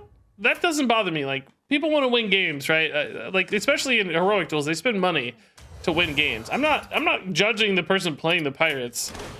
It's not their fault. They want to win games. They want to get rewards. Like, we're in heroic duels in particular. Like, you know, people want to get their values worth. There's nothing wrong with playing the good stuff when you're trying to get rewards, or otherwise you're trying to rank up. It's fine. It's just, you know, it's still annoying to lose to. Okay, so we're actually gonna play some standard, I think. We'll come back to duels tomorrow. I'm not like done with duels. I'm not giving up with duels. I think I just have to reshape my like angle of enjoyment or something on duels, because it's just a lot faster and a lot more synergistic than it was in the past, which means I can't do goofy stuff as much as I used to. I have to focus in on actually getting treasures, actually building really synergistically. You know, I can't just get by with kind of goofing off as much, which admittedly will make it less interesting to me, both from a content standpoint and otherwise, but we'll still try. Thankfully, standard is pretty fun right now. Speaking of which, this list has been gaining a ton of ground on HS Replay, so I wanted to spotlight it real quick. It's a Handbuff Paladin, which, you know, we've had Handbuff Paladin obviously floating around for a while now, really ever since Runthak hit last year. And this one basically fuses in the mech package of Seafloor Savior and Asharan Mooncatcher, because they have some pretty sick hand buff synergies there. That's a really cool 1-2 punch. But it also weaves in like Sidon and Samuro and there's a variant, I don't know, Mr. Smite, right? It's got not a full mech package. It's really not a mech deck. It runs a few mechs because they're hand buff cards, but first and foremost, it's a hand buff deck. And this was playing up to high tier 2 yesterday. It may not be as good as Mech Paladin, but it's different, and thought some people might want to give this a look. Looks kind of fun. I'm just gonna play a couple games of this. Ooh, this looks cool. I'm glad you said that, because I just had a doubt in my brain that it's like, is this really something I want to do? Like, I don't know. I was like, well, is this actually that cool? I don't know. You gave me some confidence. Thank you. I like making big minions. It's cheaper to get gas than make this deck. My god, it is a lot of legendaries, isn't it, at the top end? I didn't realize. My god. It's literally just everything that's 3 mana or more here is a legendary. I guess 4 or more, really. That is kind of nuts, actually, yeah. Okay, I actually like the jewel kit. Seems pretty important, but this is usually not great against Quest Hunter, nor is this. I really want the more like aggressive and more Divine Shield package here. We want good cards in hand. Actually, Lifesteal's great. I may not have a good target necessarily, but if nothing else, we can target our own stuff. Talon's okay. Smite might be nice. Is Mech Paladin better than Mech Mage now? It's been gaining ground. It was really good at the Masters Tour too this weekend. Of course, that's kind of a closed environment though, so isn't always applicable. But maybe. Let's take a look. Last 3 days, Mech Paladin is 0.05% higher than Mech Mage. So they're very close. They're both pretty much in the same spot. Mech Mage, I think, has a little bit more recovery, but Mech Paladin can get a little taller, so it's probably a bit matchup dependent. I don't know which ones are which, but I'm guessing that's mostly the difference. The light dims, but we fight. Not really great hand buffs here, but the good thing about Divine Shields against Quest Hunter are they deny quest progress if they use spells to hit off the shields. They don't count as dealing damage, right? What are your thoughts on a quest lock deck? I have on my list to play a quest curse deck, but I've never gotten around to it. I don't even know if it really makes sense or be worth it, but it's on my list anyway.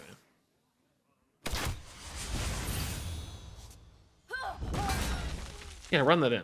It's fine. I don't. Well, actually, it's not that good for me, is it? I'd say, yeah, maybe not that good. Okay. Yes, this is not the time for a Catacomb Guard just yet, I don't think. Cariel is a really dead draw here. Oh, God, that's bad. The light dim. I needed more minions here. So I re-equip Jewel Kit just to save a mana. I mean, I'm buffing two things. I think it's fine. Let's wait. I'm gonna run out of time too, though, into Cariel. I mean, Cariel's a great card. I shouldn't complain about getting Cariel. She's really good to have against Quest Hunter. I don't know why I'm complaining. They sometimes have Viper, of course, but still can be disruptive. Can still, if they don't have Viper in hand, can line up pretty well. Catacomb Guard, also the life gain's gonna be nice. I can always just hero power for the Catacomb Guard if needed, right? This is any minion, right? No, it's enemy minion. Oh no! No, that may never go off. They obviously have Nagas and Drekthar and stuff sometimes, so maybe it's not so bad. Here, I think, do we go Jewel Kit or do we go Talon? Talon hitting Varian is... Nah. Varian's a ways off, right? I think I go Jewel Kit into this explosive trap. The battle. I like this a little better. Hero power.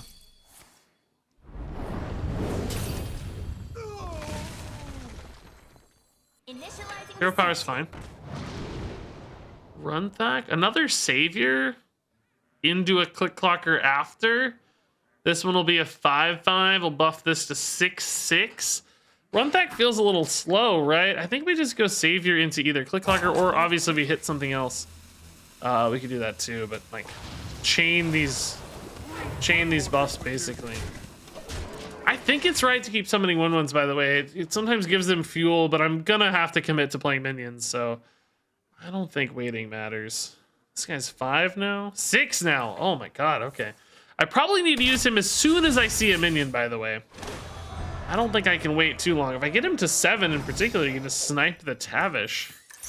It's kind of a cool thought. Cariel coming soon as well. Yeah, this gives me time to play Talon, and I think I will, because the Seafloor Savior isn't going to fill my curve very nicely. This fills it a little better. Also gives me the proc here, maybe for the Catacomb Guard. May actually be a while before I play that, now that I think about it. Dude, Talon is fat, by the way. Oh my god. I didn't notice. I need him to proc the Shield of Talon. Then Guard set up for Tavish. Then also have Cariel later too. Do I Cariel on 7 always? No, I probably guard the Tavish, right? Kind of depends on when I think he's going to unleash the most amount of damage. Dragonbane shot's already going face. Okay. 10 here. If I just play Cariel, I can hit for 14. Put them at 5.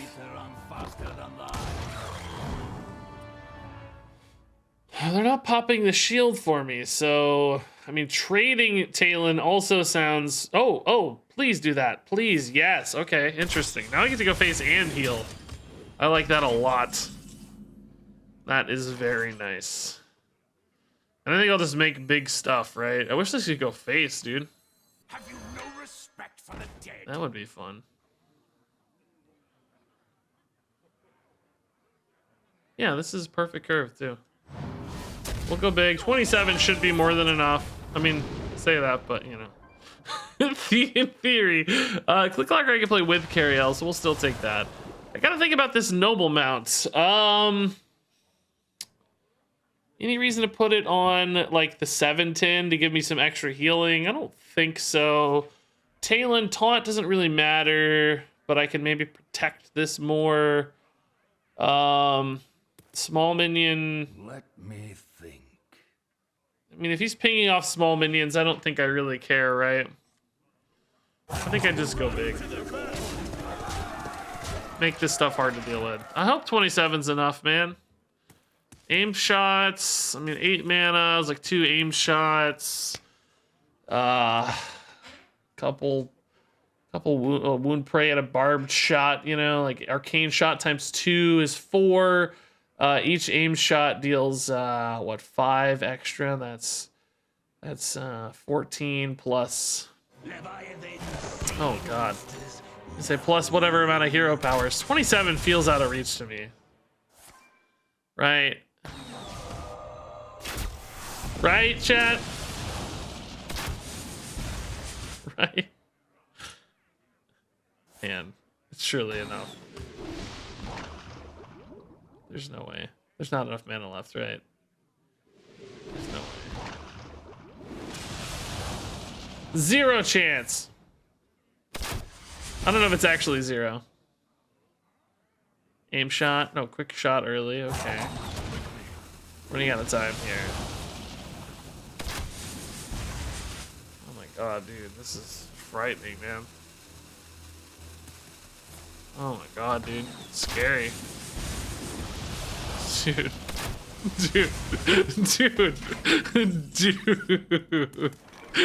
Dude. Dude.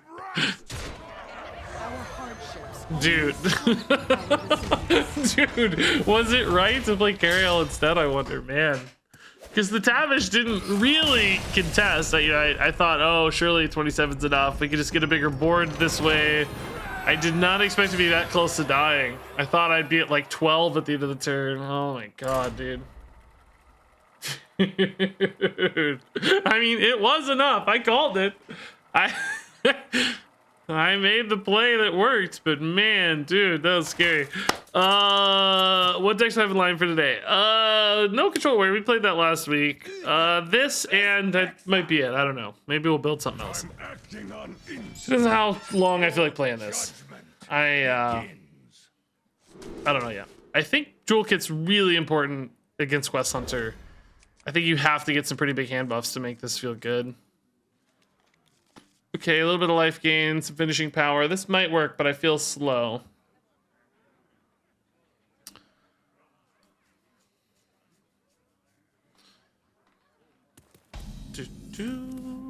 Man, Jewel Kit would have been nice. Righteous would have been nice. I like that this deck has 2 1-drops. I felt like, or really 3, I guess.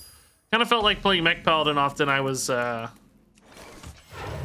missing on the early game a lot. Like some of the 2-drops are Amalgam and the Automaton, both of which feel bad to play on 2 very often. Automaton can feel okay, but often it just dies. So sometimes you just pass your 1 and your 2 in Mech Paladin, it felt like. This deck definitely feels like it has that smoother curve.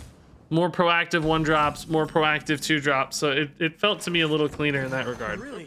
It's not too heavy. Job done. We can go Mooncatcher into Savior this time. It's really nice. This is big enough to be really threatening on its own right. A little off curve again, though. I need a Click Clocker. Righteous Protector. Jewel Kit. Come on, baby. It's like a 1 and 4. I'm a little surprised Battle Vicar makes the list here.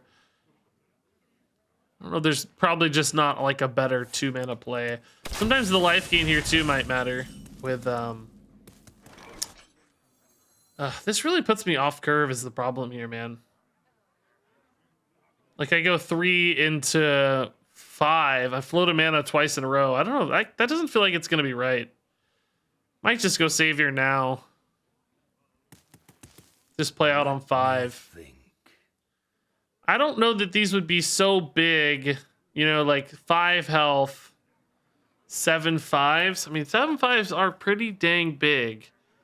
Just hate floating 2 mana.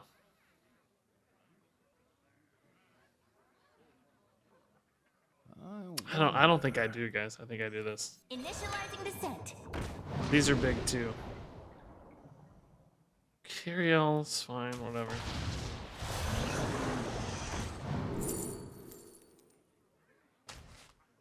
Okay. Not getting a lot of divine shields in play either, though, to deny easy quest activation, so that kind of sucks. Like, a couple downsides here. If I hit a 1-drop, I would have been so much happier about this play. Smite gives me some nice lethality, though, too, to keep in mind. Like, if I can get pressure going here. Hopefully this lives and I can Noble Mount Mooncatcher. I don't know if it does. Does it? Maybe? Thinking about coining like an arcane shot or something here. Sign to hold, okay. It's probably like an arcane shot or a barbed nets. Probably wanted to activate the barbed nets is my guess. So now the 2 divine shields is exactly what we're looking for. That's great. I hit for 9 here and 7, that's 16. They're getting pretty close to dying. Catacomb Guard not exactly blowing anybody up right now, though. Could try to find a Battle Vicar like Holy Maki roll. Be nice.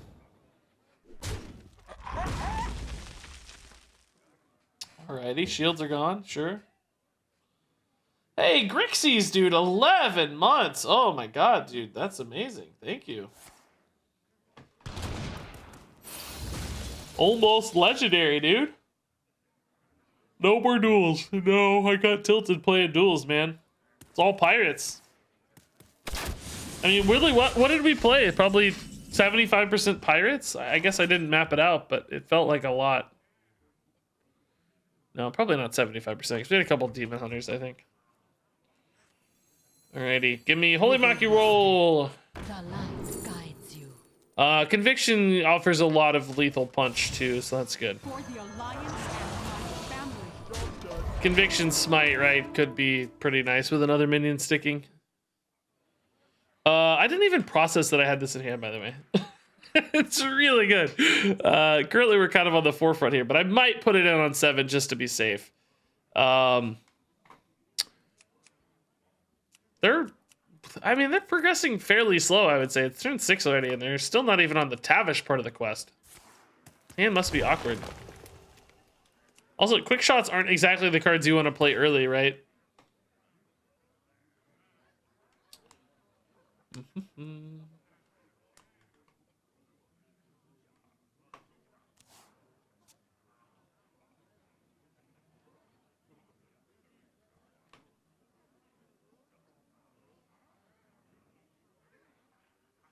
The Queen's trouble. All right, minions are good for this guy, but not time yet. Yeah, Cariel hits probably fine. Good to get Cariel in. Even if they do have, well, this is definitely more of a minion list, we know, so there's a pretty good chance to have a Rust Rot. So I could wait. But who cares? Let's just go. Why are they targeting their own minion? What is that about? What are they getting at there, man? This is 5 armor if nothing else, right?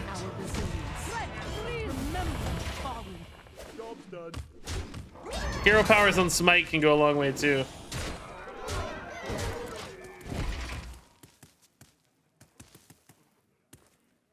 God, did I like, we have like a almost lethal push here, man.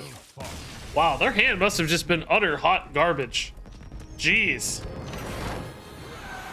What was in hand? I just can't imagine what they had in hand. All right, 2-0 against Quest Hunter, though. I like that, man. That's good. Does this deck actually have a great Quest Hunter matchup? Let's see.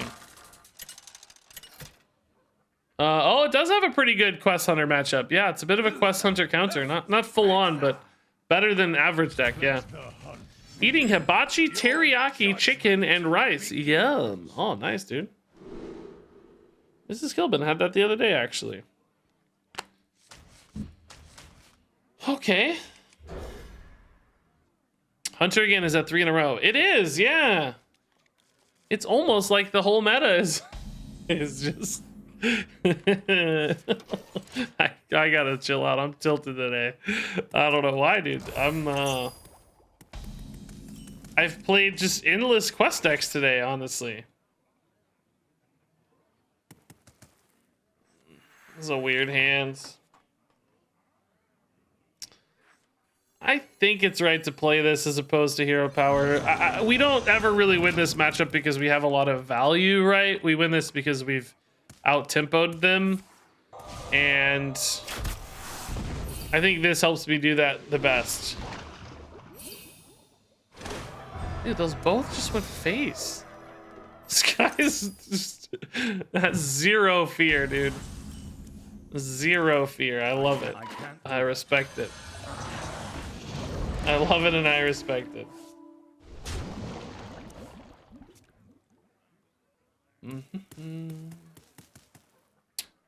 Yeah, it's been all pirates and duels and all hunters in standard.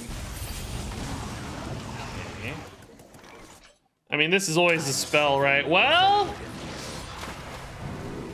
they could have Drekthar,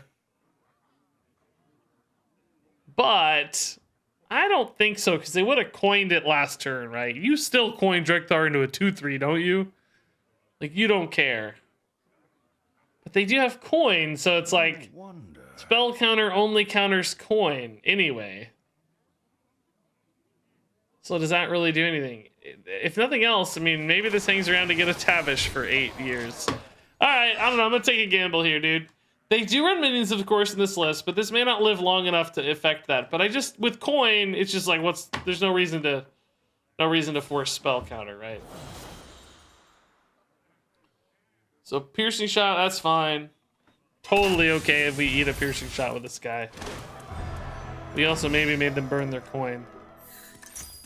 I don't know if they have a fill here or not, but yeah, actually tracking pretty good fill. Runthak is fine, but he's just not attacking anything. You know, like it takes him a minute to attack. That kind of sucks. Protector doesn't feel good either, though. I don't want to play Catacomb Guard yet. Alright. Here we go. Runthak me, baby.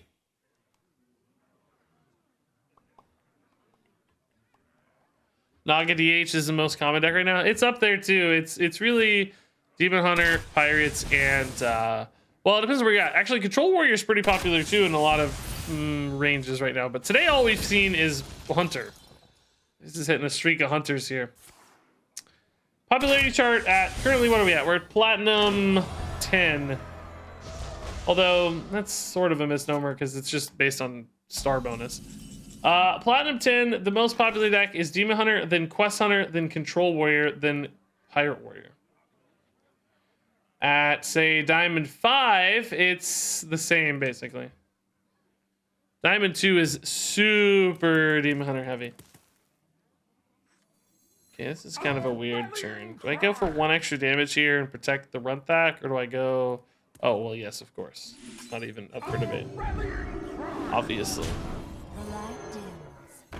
I think I even make a dude instead of Noble Mount since these already have Divine Shield. This does give him a target, I guess, but at the end of the day, it's probably okay. So we're looking at 8 into 16, 9 into 16. I need Smite, or I guess Cariel would still be better. Catacomb Guard here hits for 3. And also Battle Vicar.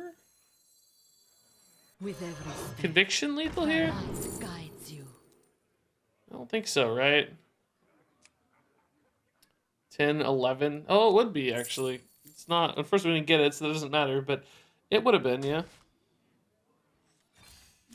Okay, it's a little bit of a heal. I think I ignore this, right? Since we have 2 Taunt Divine Shields up. I mean, it's not that hard for Hunter to kill the Taunt Divine Shields, but if they do, are they going to have any way to kill me, right? Seems like maybe no is the answer to that question, because they've wasted so much damage on these. Like, they lose so much that it practically, you know, does the same thing. Saves me upwards of 7 anyway, maybe.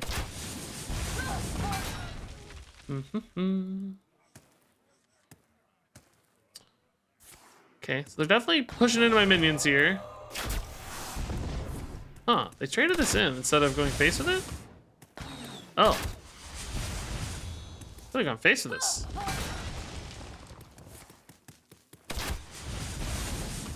Cool. Thanks. Nice. 3-0 against Quest Hunter. Okay. Man. What do you know? Can we get a different deck? I didn't want to just play Quest Hunter all day.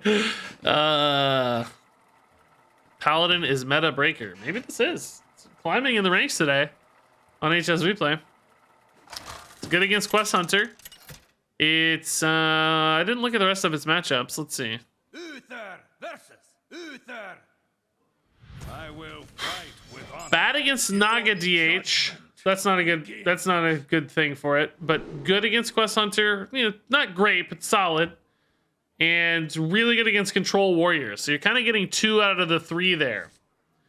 Right? You're getting 2 out of the 3 meta decks. You're losing to Nagas, but you're beating Quests, and you're doing really well against Control Warrior. Not really well, but pretty darn well against Control Warrior. This is a decent hand. I actually might coin the Righteous. Kind of relying on myself getting a 2-drop though. Then this deck does have a lot of 2-drops. Let's see.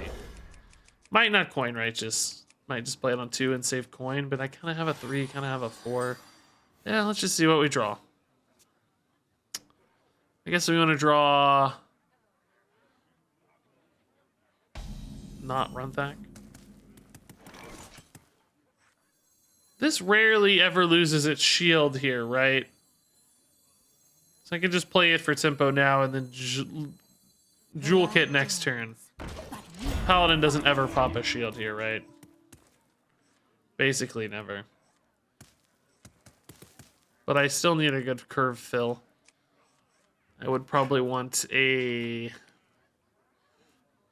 Seafloor Savior, I guess, is probably the best bet. Maybe a Noble Mount, just like trade, like equip Jewel Kit, hit something, and then Noble Mount this again. With every step, That's pretty good. the light guides you. If I could find it. Variant is not that. Okay. Repent.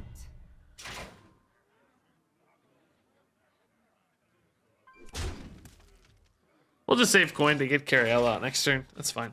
This looks like probably more of a control paladin, or, you know, big smite combo paladin, whatever you want to call it. I think it's almost a combo deck more than a control deck, but both are fitting. So I might need to be able to get through like big taunt waves with immortalized. I might need, I don't know. Reporting for duty. Just need a smork. They could have equality, so I probably need, man, this feels bad too, though. Because I just go so off curve. I'm hitting really fat stuff here, man. For the alliance I don't know. and my family, I fight. Repent. Divine Shields can help stick a board against equality, but Pyro can still play through that too. Just a couple Pyro ticks or whatever. I almost have to hit it on curve play because there's only 3 cards in my deck that don't fit into the curve here. My God.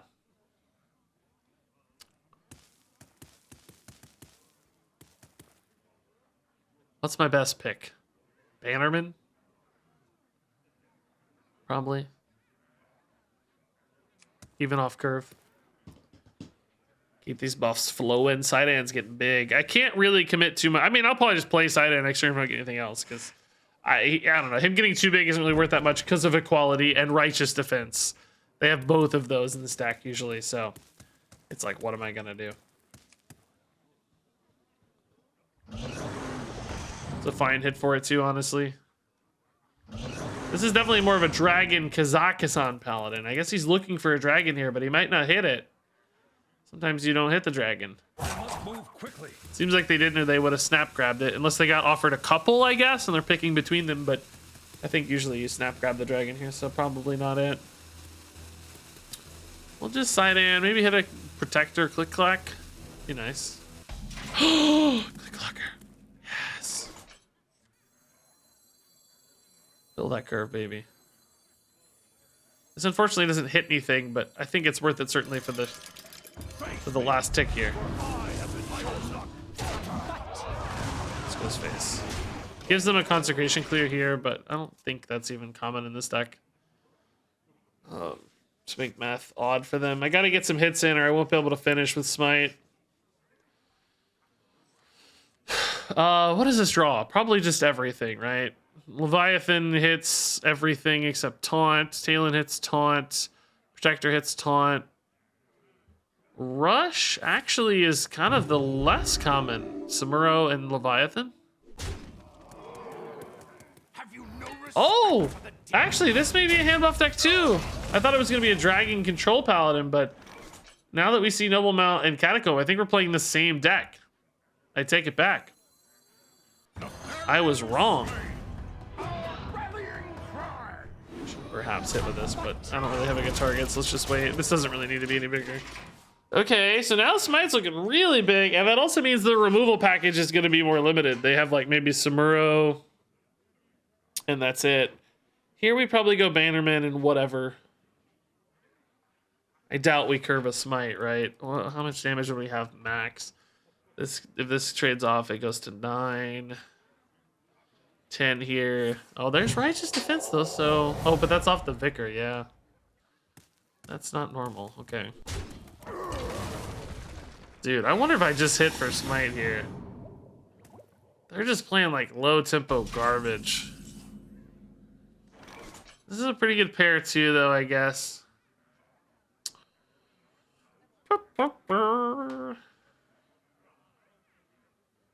I trade here. This doesn't need to go to forest. I can play this first and then buff whatever this comes into. Let's see. It's not too Ooh. Very nice. Okay. Very nice. I fight. Okay, monster board. Smite's 10. This is a 4/4. We can hit these and grab those later. Hopefully get something kind of meaty off the top, like a 3-drop, 4-drop. No, 4-drops really. 2-drop even's fine. Talon would be perfect, honestly. Okay. This is a good board. Awkward hits. Good follow-up here. Dude, variance the Deathwing, dude. I didn't even see that. That's amazing. Is that variant or Deathwing? That's cool.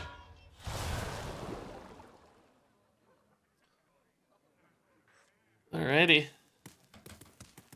Why not Dredge? Well, this build the curve at 6, and this is the Dredge reward, so putting this in first would make this Dredge much better.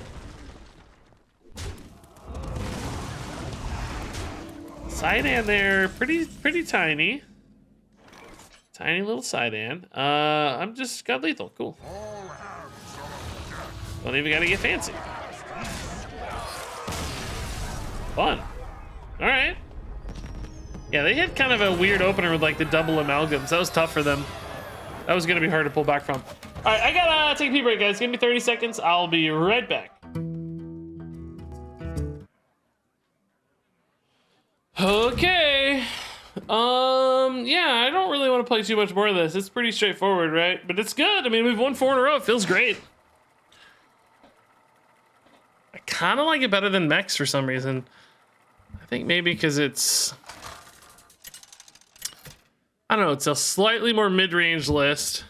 Although not really, I mean... I like that it's a little more flexible, I think. Begins.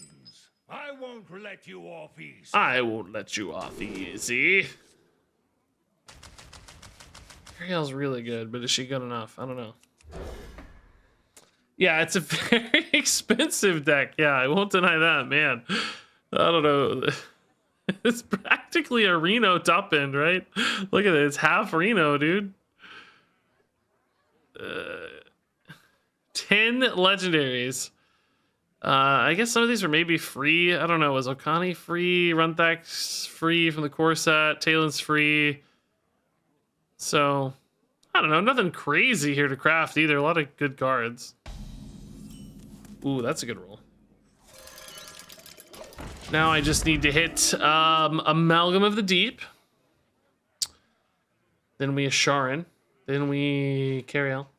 May the light. Oh, no, this does indeed look like a Holy Control Paladin. Okay, so all the things I said the previous time about righteous defense and equality and all that, now those actually apply. We need to be mindful of those. They also have a lot of life gain as well, so we may have trouble getting there. Reporting for duty. Equality, righteous defense, life gain. There's quite a few things that become problematic. Blade Master Okani, I'm trying to think if there's a great way to utilize him. What's he going to be good against? Nothing with coin right now. Minions in this deck, what do they play for minions? I played this deck so much I'm forgetting already. Cariel. Their own Okani. Cariel. Okay. Alright, sure. We'll get you next time, buddy. For the Alliance and my family. Smite, obviously, for righteous defense pop-offs. This might be good against minions now. I literally played this deck to Legend last month. I can't even remember what they play. I don't remember what cheap minions they play. Wild Pyros, I guess. That's a Knight of Anointment, so this looks pretty bad right now. These fill in at least. Wow. I don't actually, I feel like after having played this deck, I don't feel like leaving 12 on board is that scary. I mean, I don't know their hands, so maybe it was a disaster, but I feel like that deck can recover really well. Really shocked to see them concede there. Is that Gatorade small or are you massive? Oh no, this is a huge Gatorade. I'm just giga massive. This is a 2-gallon Gatorade. But I'm 9 feet tall. Your judgment begins. Sadly, no, it's not proportional.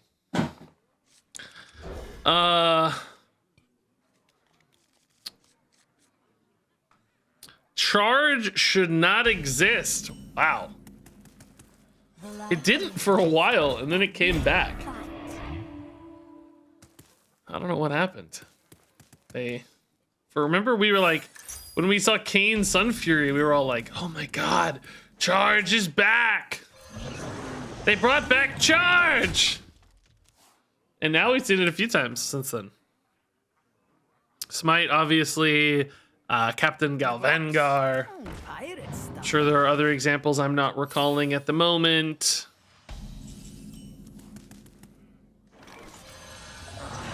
And if we had a freaking Prismatic Jewel Kit right now, we'd be off to the races. I gotta say, I think Prismatic Jewel Kit's one of the cards I was most wrong about ever. I thought it was gonna be hot trash. I thought it would be unreliable, slow, but the buffs just get so big. And yes, it does take a while, but you just get those mid-game boards where it doesn't matter. This card's been very good. It is absolutely crazy strong.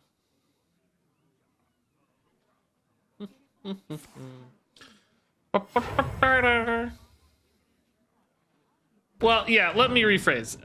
By didn't exist, I mean they weren't printing Charge, I guess. Let me take that back. They weren't printing Charge cards for a while, and now they have again.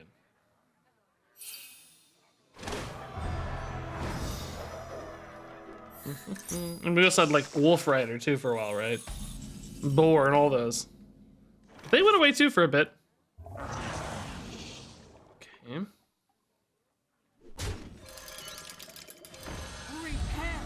Three pirates, I think you just gotta hit them.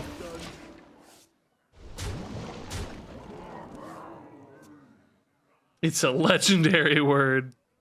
That's a funny phrase.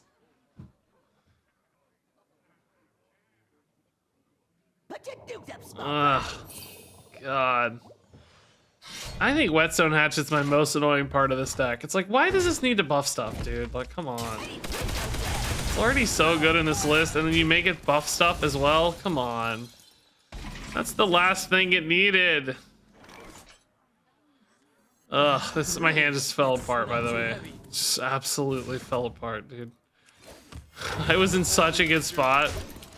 And then one puffer fist hatchet just completely snowballs the game. It's so, oh, I'm so sick of playing pirates. Oh, Glory. God. Here for the gold. Oh. Any educated guesses as to when a new mini set will release? It's probably gonna be like mid-June based on the current scheduling they've been utilizing. Really? It's not too heavy. No respect for the dead. No respect for the pirates. All right, we're still in the game. It's just annoying, right? It's like the best time to play Smite might be when they want to commit to a Rokara if I have enough board. So that I can almost get like a 2-for-1 on him, because if they play Rokara, they may not be able to kill the Smite. But this is not the best filler here. It's okay. I kind of need like a Cariel, maybe something a little reactive. Samuro. Wow, they're going to trade that in, aren't they? Because they're a boss. It's really not bad. That's pretty slow. It's going to trade into a Protector even, maybe. Jewel Kit on the Smite's kind of intriguing. It's 4 mana. Fill 3 here.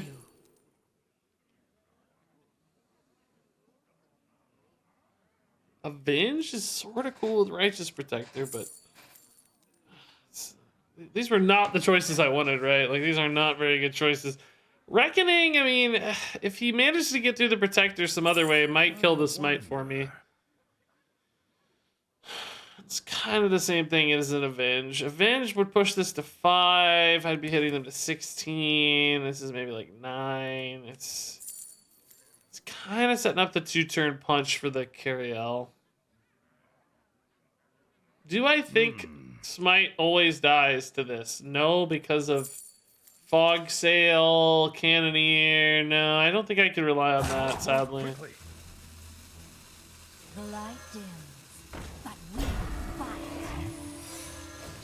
Guess I do get a dude here as a bonus with the 1-mana spells, but I think I'd rather just have a good 3-mana card. You know, like a Righteous Defense there would have been actually pretty insane. Think about that. Does Smite have to hit the 2/2? I don't know. We're gonna need more Oh, yeah, see? Glad we took the Reckoning. This might be our only way to kill Smite now. They might still whiff. I mean, who knows? Then one of these will die to the Reckoning. Of course not. Why was I thinking of anything else? Why does it have Rush? Oh, Smite's on board. I'm such an idiot. Oh my god. Smite's on board, of course. Obviously, bro. Ariel's a really good draw. Well, For the Alliance and not really, though. I fight. I think I'm just dead, right? 10's not enough. This just melts the board. Rokara comes in, and it's still dead. Set sail! The Juggernaut! The Juggernaut! Oh, yeah, the Juggernaut! It's great! Love Juggernaut. Just go face? No. Might have given me an out. Ooh, Leviathan's pretty spicy, actually. If I greed this Smite long enough, am I gonna win the game, man? Actually, I can fill with a 2-drop here. Let's dredge first. Oh, well. Yeah, actually, that's not bad. So I give it to the Leviathan, I think, is the question. Yeah, let's try to keep it alive. Could give it here, but want the higher, bigger health stick around to be a threat, because we're getting close to lethal again, right? This is 16. 21. I mean, I'm not there, but you can see us getting there in a minute or two, right?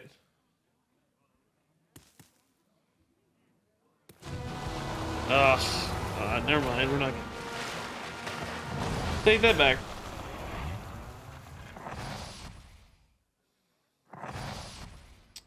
Yeah, they rolled Cannoneer, obviously. I mean, why would we expect anything less?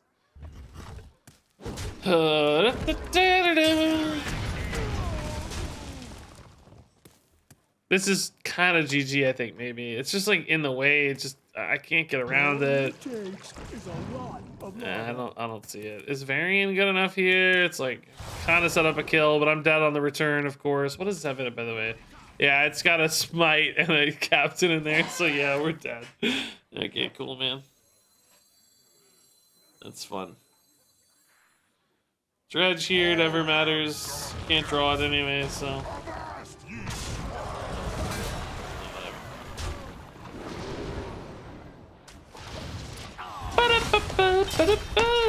If I tried Merle Paladin, you mean like a Murloc Paladin? Do they have enough stuff for Murloc Paladin in Standard right now? I feel like there's not a lot of Murlocs. We lost McGurgle Prime. X marks the spot.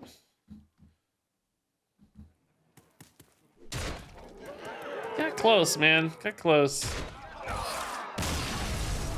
Not even sure where I went wrong. There was that one turn. The smite value trade, by the way, was really good for them. That worked much better than I expected. Giving their next set of minions reactivity, right? Like, it was pretty good. I should have went for the Avenge, I think.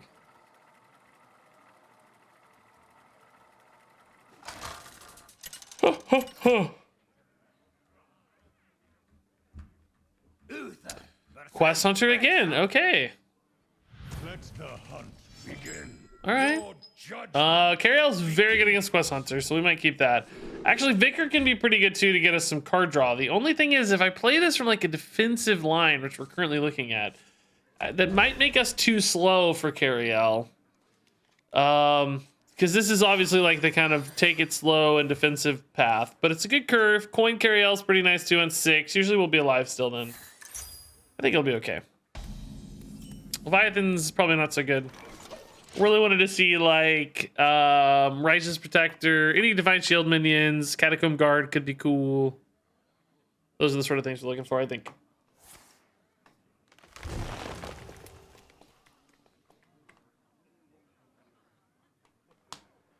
Pirate Warrior is just so boring and consistent. Yeah. I think a lot of those decks that are playing themselves are feeling that way to me too. That's actually better post Bannerman. With every step, the light guides you. Surge, yeah, I don't think we're on the conviction path where we're like really trying to end this game, but a Surge could be nice. We could actually heal up to 8 with Surge too. That's really cool. This is the sort of stabilize in the mid game and then get a big board line, as opposed to the like we're gonna chip you down line. Do I value? Nah, I'll let him finish quests. I don't care. I gotta get stuff going. Oh.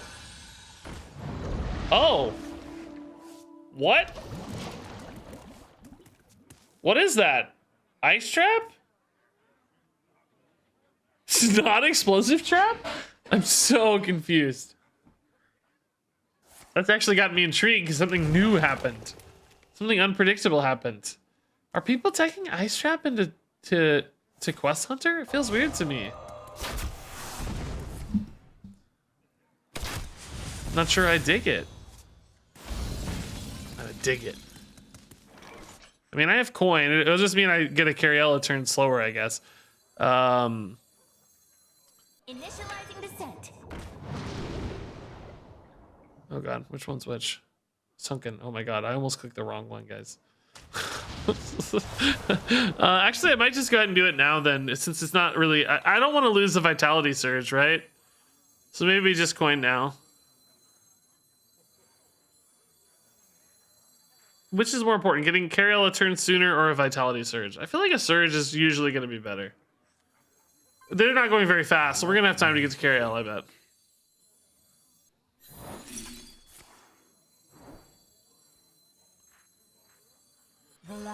Okay. Divine Shield a little better than Hero Power, I think. It's a little worse for Bannerman, so it's debatable, but don't have a great Bannerman hand anyway. I actually kind of need them to go face. I want to play this Surge. Our enemies will meet their ancestors. Oh. The Queen's trove is Ugh. forbidden. Ugh. Ugh.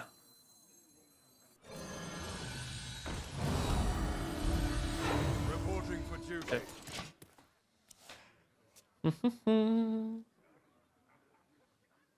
You get Surge for 3. Well, it's really more like spending 5 on Surge, right? I sacrificed a ton of tempo because I had to pay the 2 and then the 3. I think the question is, can I spend 5 mana on a Surge over the course of the game and be happy? Whereas Coin, I get to lose it for free, right? So I save a net 3 mana. If I were like a full-on control deck and I didn't have anything else to do, I think that would be the better line, but I still want to be playing tempo and doing stuff too, right? So I don't know. I don't think giving up 5 mana for that feels as good to me. Cariel here looks pretty nice.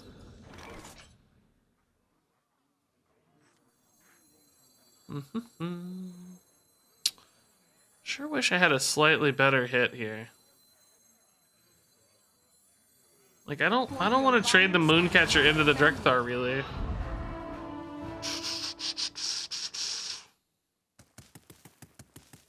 But I only have 2. I fight. I guess it's fine. We're still moving towards Cariel. Thread freely. We're still at 30. I mean, I don't think I could be too upset.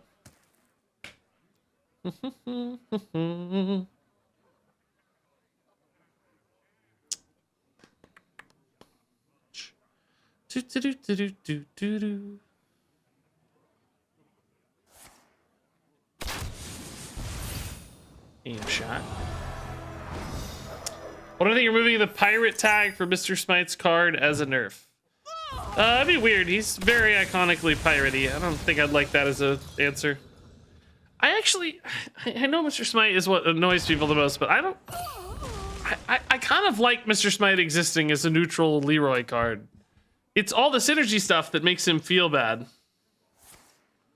In my mind.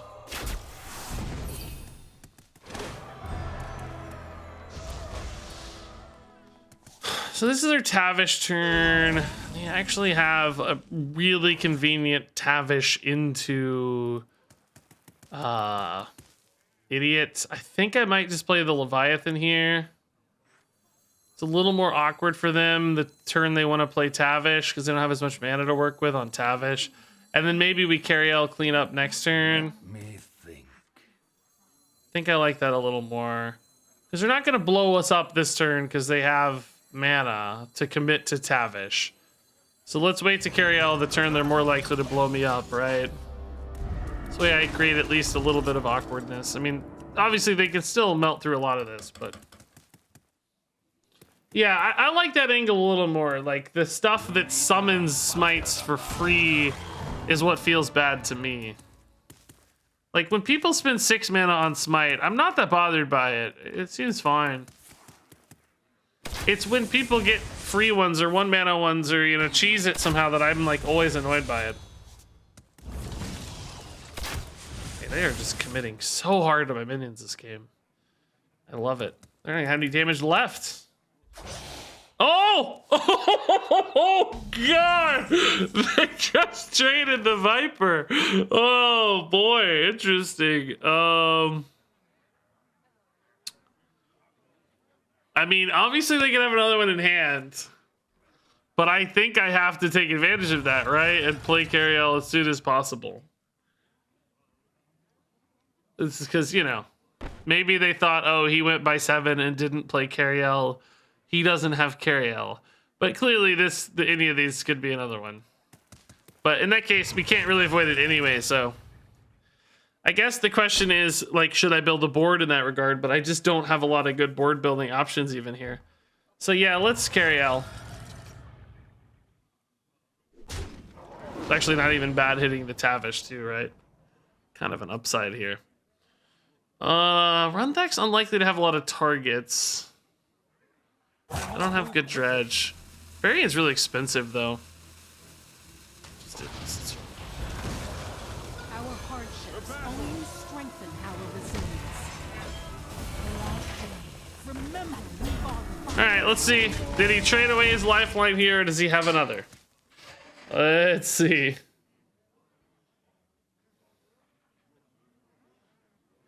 Let's take a look. Did I bait with Juggernaut? Oh, damage already going face, so there must not be a Viper. Wow, dude. The hedge on 7, dude. I tricked him. I love it. No, I don't have a carry. I'm just playing the Juggernaut, dude. What do you mean? No. Uh-oh. Uh-oh. That could be a Viper. It's not. I mean, this has already saved me a ton of damage, so at this point, even if he does get it, I feel like I've netted a nice little advantage out of it, right? I've already benefited. Really? It's not too heavy. I try to isolate a Sidan for a hero power here. I think isolating is a little bit iffy. I think we just play a Talon and a Click-Clacker. I don't want to get too fancy. This is not what we These are still really good. Still annoying for him to interact with. Okay. Run back a little better when there's something to hit, right? Did he get the Viper back? Let's see. Not yet. Dude, we've already negated, what, 5 or 6 damage? I guess 5 so far, it looks like, maybe. It's not bad. Not bad.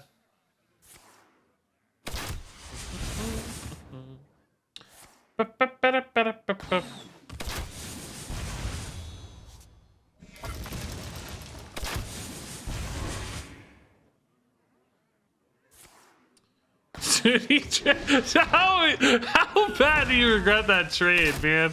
I almost feel bad for the guy, honestly. I feel like a little guilty, honestly. Okay, deal. Sure. Handbuff next turn, maybe, right?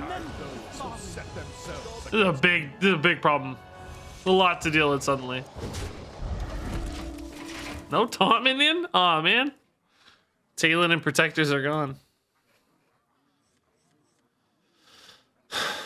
All right. I mean, I didn't really need to have taunt anyway, but. Hey, Richard Hammer Beef, dude, thanks for the 2 months. Dude, hitting minions. Oh my god, dude.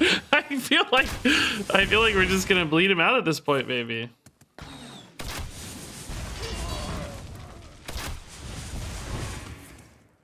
Like, you're just running out of steam, right? Oh, that's a good run thack target for me, actually, yeah. I guess we banner him and run thack here. Do I squeeze in a vitality? I mean, he's running out of stuff. Right now, I don't think I need to.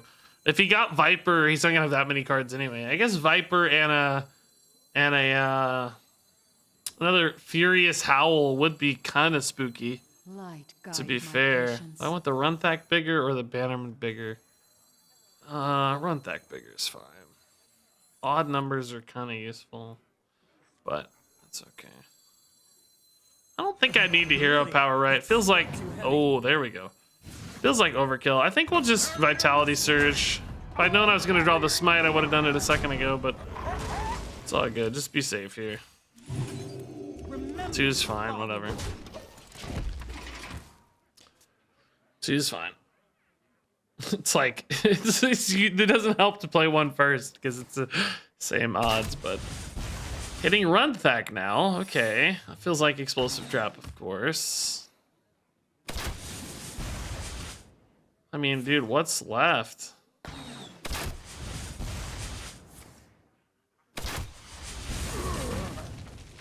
There's nothing left, man. No, I've got this.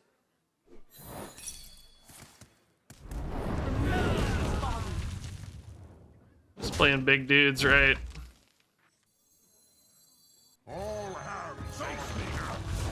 Alright. That 4-5 for a train. I feel like guilty. Oh, I don't know if they would have got there anyway, but it sure would have been closer. Man. Oh, Tavish. That's a good.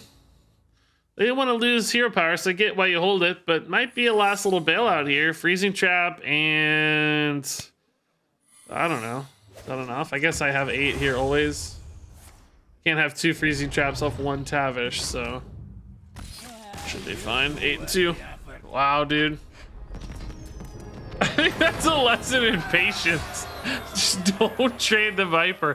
I don't know what they got for it. They might have been desperate, right? But maybe don't trade the Viper. All right, so I just beat Quest Hunter 4 times with that deck. I don't, you know, it's only like a 55% win rate, but apparently it wins. I mean, okay, so we just went a quick 6-1. Like that was good. I think what we're gonna do now, actually, I gotta go here pretty soon. But I wanted to have you guys join me for a video. I want to do a Regis talks about stuff. Hey, Mandy Geo with the 17 months. Amazing. Mandy Geo, thank you for the 17 months. I got you guys on a different side today. Like, I'm going to be blocking you a little bit, but that's okay. I'm just going to have to get up to the top. So, Regis talks about stuff and things in Hearthstone. That's the song, I think. Something like that. What I wanted to talk about today is, let me make sure there's no top secret stuff in here. I don't have any top secret stuff right now, so there's never a top secret stuff right now. I wanted to talk about cards murdered. Hold up, let me fix my hair and then we'll do it. So in this edition, all right, so folks, in this edition of Regis talks about things, pulling in the aid of Twitch chat here to talk about cards that have been murdered by Voyage to the Sunken City. As we always do, I like to take a look at the evolution of cards over time and see just how much they've changed. You know, in the last year, last 8 years, in some cases, like the example you'll see behind us here, where Treasure Guard is the latest in a very, very long line of cards that have murdered Silverback Patriarch. This guy has died hundreds of times. Once again, Treasure Guard is just dramatically better. Not only, you know, better base stats with taunt and a minion type, but also Death Rattle, draw a card. And Treasure Guard's like kind of, you know, murdered numerous things. Like this 1/5 stat line is really pretty strong. Stop. He's already dead. But I like to point out Patriarch, of course, every time. Now, obviously, this is fine. Treasure Guard is a totally fine card at this stage in Hearthstone. I don't think it's too powerful. It's solid. Decks are running it, right? It's good. It's being played with Drekthar, being played with Naga stuff in many cases. Solid card, but I don't think outside the bounds of where it should be. It feels healthy. And Patriarch, you know, was always a pretty weak, terrible card, even as far back as his debut. He really wasn't getting played. So this is an example of a totally fine evolution. It was a murder, yes. Patriarch is dead once again, but that's fine. That's good sometimes. We just need new versions of cards that do better things. So I think Treasure Guard's a nice, healthy design. Fits nicely into the Naga world and is a totally fine example of a murder in Hearthstone. Next up, this one is equally obvious, I think. But Unsleeping Soul has been murdered by a Sharan ritual. And spoiler alert, this one's going to be in the thumbnail because I already made it. 2 Priest 4-mana Silence synergy cards here. Unsleeping Soul, it just silenced a friendly minion and it just gave you a copy of it. A Sharan ritual, on the other hand, silences any minion and gives you a copy of it. So of course you can use it on your own stuff if you want, but you can also use it on your opponent's stuff. So if they have like, you know, a big Moarg Enforcer or whatever, a big 8/8 Death Rattle guy, You can silence that, deny them the armor, and then get yourself an 8/8 to boot. So you don't have to rely on your own cards necessarily.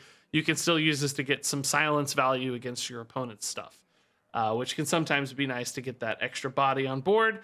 Like, yeah, here's a silence too, but that's okay. Sometimes you just want to equalize the board a little bit, take a swing, use a Shadow or Death, and so on. And then on top of that, of course, you get Sunken Ritual with a Sharn Ritual, which puts a really good card on the bottom of your deck. It basically puts a double Unsleeping Soul on the bottom of your deck. Or no, it doesn't, because you can silence your enemy minions again.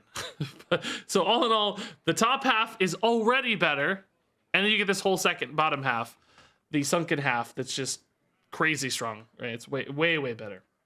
So pretty nuts, actually. Now, Unsleeping Soul has a Shadow tag. I mean, a Shadow Priest could use that a little better, but all in all, this is good. And I think another healthy example, I don't feel like a Shard Ritual is too broken. It's been good in Mill Priest with the Shellfish, but that's, you know, not a mega high tier deck or anything.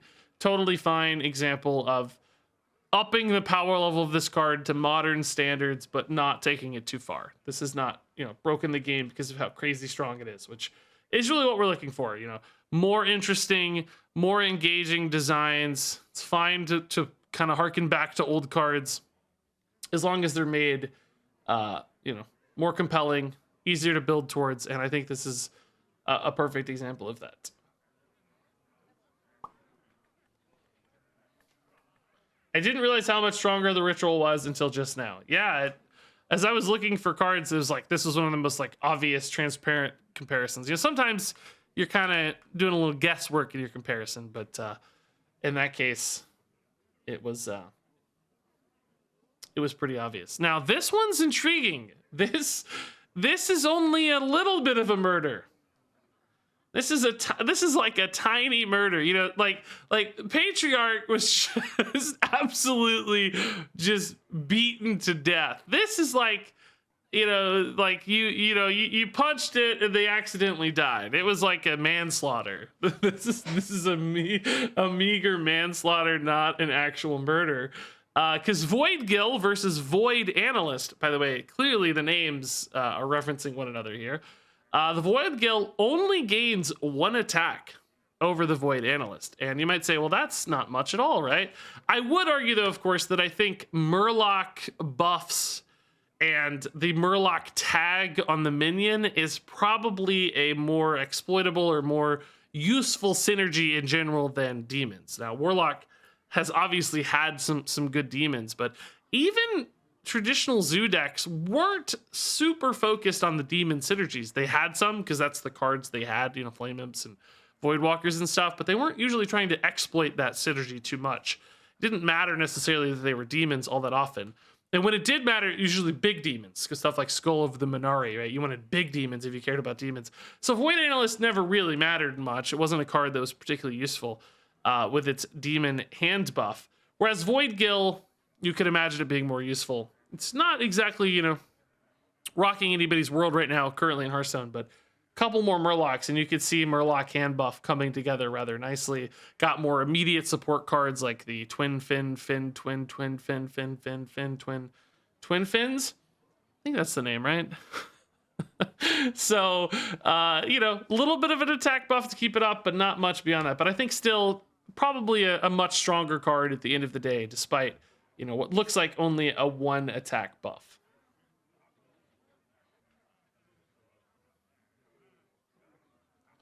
Mal'Ganis will return, and Void Analyst will enable him, huh? I can't wait. All right. This is a pretty cool example, I thought. The Mothership versus the Piloted Sky Golem. Remember Piloted Sky Golem, the big brother of Piloted Shredder? Mothership has come along, and it's way better because it has Rush. It's really hard sometimes to commit a 6-mana minion that doesn't immediately interact with the board. It was a little easier back in the day. Nowadays, though, you need that reactivity, and Mothership provides that at only the cost of 1 attack. So it's really not losing too much from an attack standpoint, but that Rush makes it immediately impactful. And of course, I would argue that getting 6 mana worth of stuff, or up to 6 mana, let's say, worth of stuff off the Death Rattle is on average much better than getting exactly 4 mana worth of stuff. On average, I don't know what the actual average breaks down to, but there aren't that many 1 mana mechs There are a lot more 2 and 3 mana mechs. So usually you're going to get 4 to 6 mana worth of stuff anyway. And often 2 bodies is better than just 1 body anyway. And they're mechs, which are often going to be synergistic, whereas the Sky Golem is just any random old minion. So you just get some garbage battle cry with really bad stats, whereas with the Mothership, you get stuff that synergizes with your deck and game plan and keeps the mech train flowing. So basically, in almost every way except attack, Mothership pretty much murders the piloted Sky Golem, and that's why Mothership's getting played even today. It's hard to get like 6 mana cards like this into action in modern Hearthstone, but Mothership has managed to do it. It's a good enough card. It just has a lot going on. I also thought about comparing this to Savannah Highmane. Think about that. Savannah Highmane used to be like the scariest, craziest card, and Mothership is basically a rushing Savannah Highmane. That's kind of crazy to think about. Like, that is actually nuts. Rushing Savannah Highmane. Imagine that back in the day, if the Savannah Highmane could attack immediately and like a value trade. Zacchus Nader says, love you, Regis, and you're amazing. You got amazing beard. Oh, thanks, man. I'm glad that's gonna make it onto YouTube. It's really funny. Mothership always summons 2 1/1s when I play it. Yeah. Don't they have Divine Shield at least, though? It's not bad. What mana cost would you say is the most difficult to play well? Like, for a minion? 7, I think, actually, yeah. Of your example, 6, 7, or 9. 6 and 7 are both pretty awkward. I think you're almost always better off playing a couple small things on those turns, because you have like 3 and 4 drops that weave in pretty well, but 9 by then, like, you got enough mana to work with, you can commit more sometimes. All right, next up.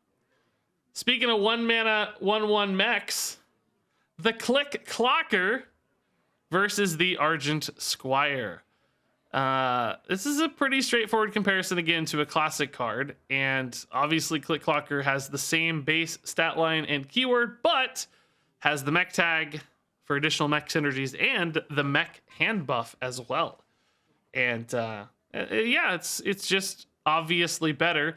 You know, there's always this example or this conversation about power creep, which I'm not saying really any of these cards are power creeping necessarily, but Click Clocker might actually be an example of power creep, because Argent Squire is a card that has gotten played quite a bit in Hearthstone. It's been good enough for a lot of just aggro and tempo decks.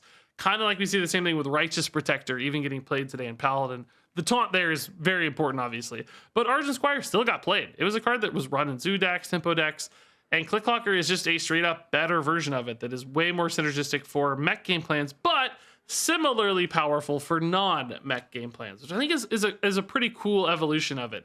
And if it is power creep, you know, who cares, number one, but I think it's kind of a good example of that, how it's creeping in a really niche or specific direction, but not creeping generally. So, you know, it's only creep within a specific environment, and that kind of tightens it up or puts reins on how far it can snowball, right? As opposed to just generally good cards that are better that can be put into tons of decks. That, I think, ratchets up power levels way too fast. Whereas this only ratchets it in a certain controlled environment, and then that you can kind of balance around that almost, which is kind of a cool idea. Kind of a cool idea.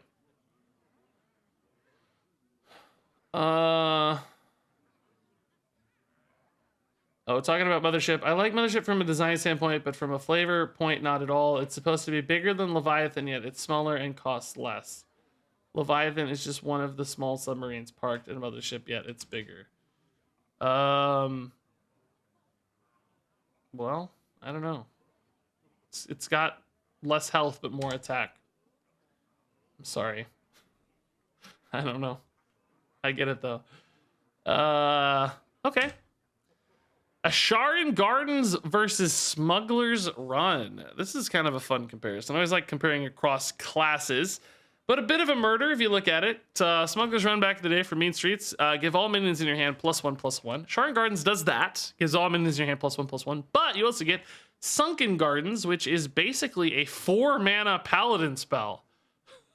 There is Invigorating Sermon, which does exactly what Sunken Gardens does, but it's 4 mana, and Sunken Gardens is only 1 mana, which is of course, pretty crazy, and it's not even really getting played that much. I've seen a few lists floating around. There's some stuff at the Master Store this weekend. There's some like beastie aggro druids running gardens because of, you know, multiple good dredge options available for aggro decks. But it's still not like crazy overpowered or anything. It's like a Keleseth plus, and it's not even that good, which is crazy. It's sort of silly how these like Keleseth style cards can't even keep up, but pretty clearly distinctly different. Now, you know, when you're comparing across classes, of course, you have to consider like the context. I actually think in some ways Druid is better able to leverage a card like Asharan and Sunken Gardens because they have a lot of good aggro minions, but Paladin has Divine Shields, which Druid doesn't have. And Divine Shields kind of duplicate your stats across, you know, the shield and the base minion, which can make hand buffs go a little bit further in Paladin, which is one of the reasons we've seen it as a successful mechanic in that class. So one could argue, you know, Smuggler's Run is sort of fairly matched here because of the Divine Shield aspect. I would say, you know, Sunken Garden still feels like a bit of a murder because it's just so much stuff. It's crazy stats, and it's still a 4-mana Paladin spell that's currently in rotation, right? So if you're considering that for Paladin, it's still much, much faster than Paladin, which, again, maybe that was balanced for Divine Shields, but it's just crazy, crazy fast. Would Paladin play Asharan Gardens? Probably, yeah. I think it would play it right now, more than Druid, so... Interesting to compare. Again, I'm not really making any value statements here. I don't think this is wrong or bad or anything. Just fun to see how the two different designs vary over time and across classes. Sunken Gardens could be OP in any aggro decks in any class. Why isn't it OP in Druid, though? It's got an aggro deck. Wait a minute. The Druid has one of the most powerful aggro decks of the last year. Beast Druid has been a very, very good aggro deck for a long time, and it's still being played today, although of course not OP. It's just fine. It's like tier 3 or something right now.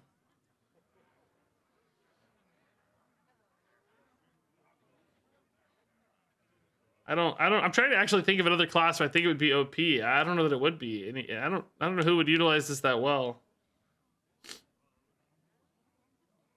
I don't know. Asharan Gardens does not feel broken by any means. It's kind of crazy to see how far we've come, and it's not really that good. Think about it with like Keleseth too, you know? Keleseth used to, if you got it early, just overwhelm games. Nowadays, this doesn't even get there. And it buffs the board. It buffs the board. That's what's crazy. All right. Next up, this is a cool comparison. Holy Maki Roll versus both Forbidden Healing and Witch's Brew. So we had Witch's Brew for Shaman. Basically, Holy Maki Roll is Witch's Brew, but split into more pieces, which of course can be great for odd cost turns. If you're on 5 mana, you can't play 3 Witch's Brews, but you can play 5 Holy Maki Rolls. So you net some health in those cases. Can be bonus spell activations. You know, if you got anything that benefits from playing multiple spells, Holy Maki Roll can play you more of those. So that divisibility is really nice at 1 mana. And then Forbidden Healing compared to Holy Maki Roll, they both heal the same amount per mana. They both heal 2 per 1 mana.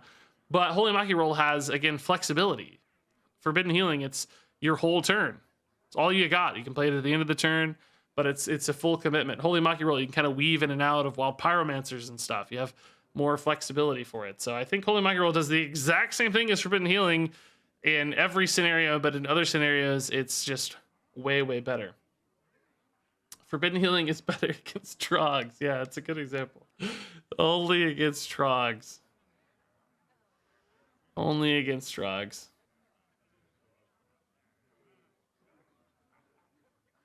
Witch's Brew is a good card too. Holy Maki Roll is just a better example. And I think Maki Roll is going to be a solid card too. It's already being played in Control Paladin, so it's already got some precedent for being an awesome card. I like this, by the way. I think it's a really good example of cards giving players more control, more agency over their decisions. Forbidden Healing, it was like, oh man, this is going to be tough to work with. Whereas Maki Roll, you have a lot more flexibility to do it when you want and how you want, which is very nice. I think it's good to give players more control. And it's not like it's added complexity or burden either, right? It's still very easy to understand and deal with. So you get a lot of upside without any real downside. So as far as I'm concerned, a great evolution of this design. So it is a murder, but again, a pretty good murder. In fact, I don't actually think any of these have been problematic so far. I don't think any of these so far have been examples of unhealthy murders, unhealthy power creep, or anything of the sort. I think they've all actually been pretty good examples. They all take designs into the next level, but, you know, still within a healthy standpoint for modern day Hearthstone. So this one's kind of intriguing. This is the least direct of the comparisons we've had so far, but still feel like these cards are very much in the same vein. They're both 3-mana rogue weapons that go up to 4 attack based on a condition. Now, Hooked Scimitar is a much easier condition, sort of. Like, combo, for instance, can go into any deck, and you'll still be able to combo it, but it also demands often more mana. Like, you might have to play a 1-mana card with Scimitar, which means you play it on turn 4. Whereas Swordfish, you have to have Pirate, so it's more limited in its deck choices, but you can also play it on curve sometimes very easily, and it might whiff, right? You don't have full control necessarily, but very often you're getting to play it as a 4/3 on 3 mana, whereas Hooked Scimitar, you know, sometimes you have to delay it a couple turns, and it's only a 4/2. So Swordfish often just nets you 4 extra damage, and on top of that, you get to Dredge, which of course has some utility, because you get to pick your draws, and that can be very helpful to help you find things that you're looking for, even if that means not picking a pirate. And you get to buff a pirate as well. Sometimes that +2 attack, like on the 3-mana draw a pirate guy, is really good, making him a Yeti instead of a 2/5. That can really help in the mid game, I've found. So in a lot of ways, Swordfish just absolutely trounces. Trounces? Is that a word? Demolishes Hooked Scimitar. Just 12 damage instead of 8. Pirate attack upside, Dredge upside. It's just really good. But it will be naturally more limited. It can only be played successfully probably in pirate decks. So it doesn't have as much cross-deck flexibility, but higher power output when it functions, basically. And a lot of people think Swordfish is too good and might be nerfed. Maybe.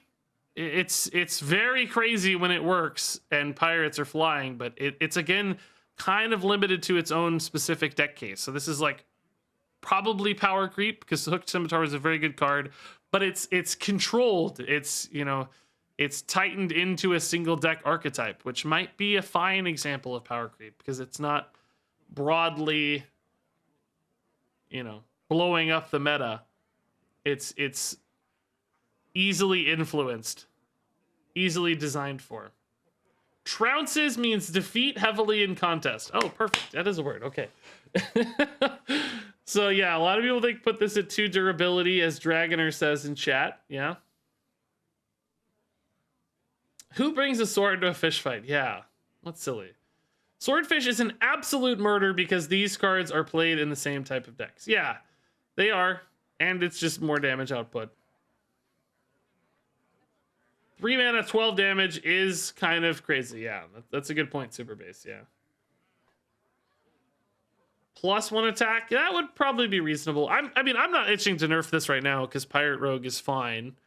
This card is definitely on the higher end of the power range, but it's not like the deck's crazy good or anything.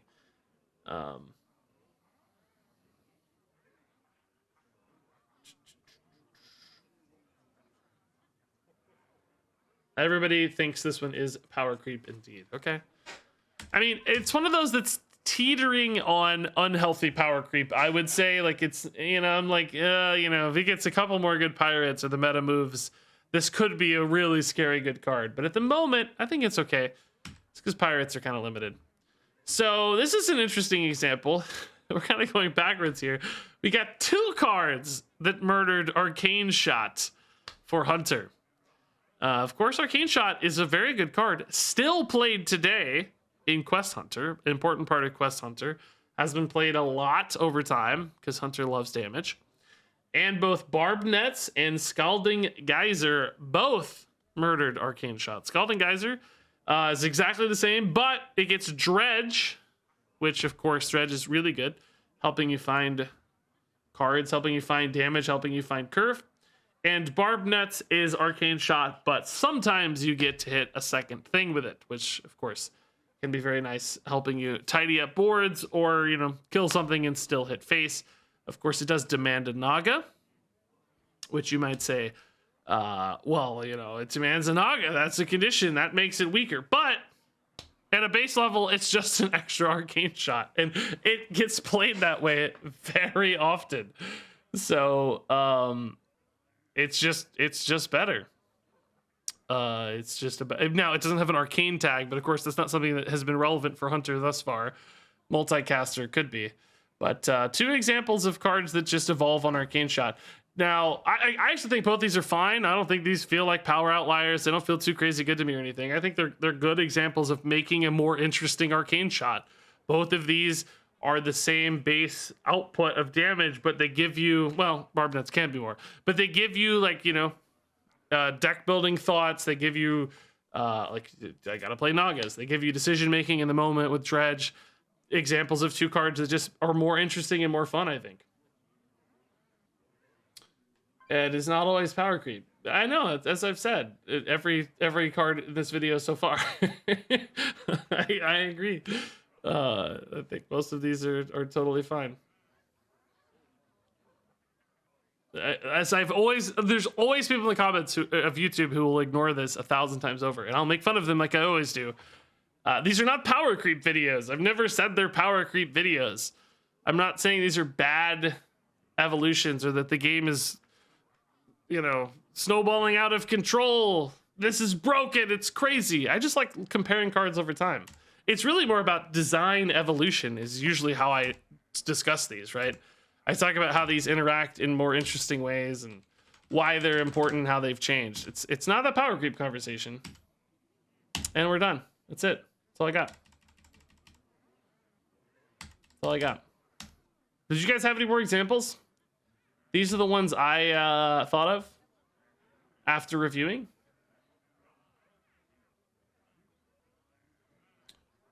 Did anybody else have examples?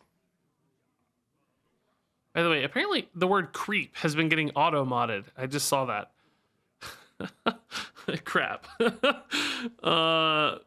Thanks creep is us being a jerk. So people say power creep. It's getting auto-modded sometimes. Sorry, guys. I didn't see that. Did you guys... Shard Trident murdered Fiery Orax. Yeah, actually, I thought about that one, but we've done Fiery Orax a few times. I mean, we've done Patriarch a few times too, of course, but I like making fun of Patriarch every time. It's a meme at this stage.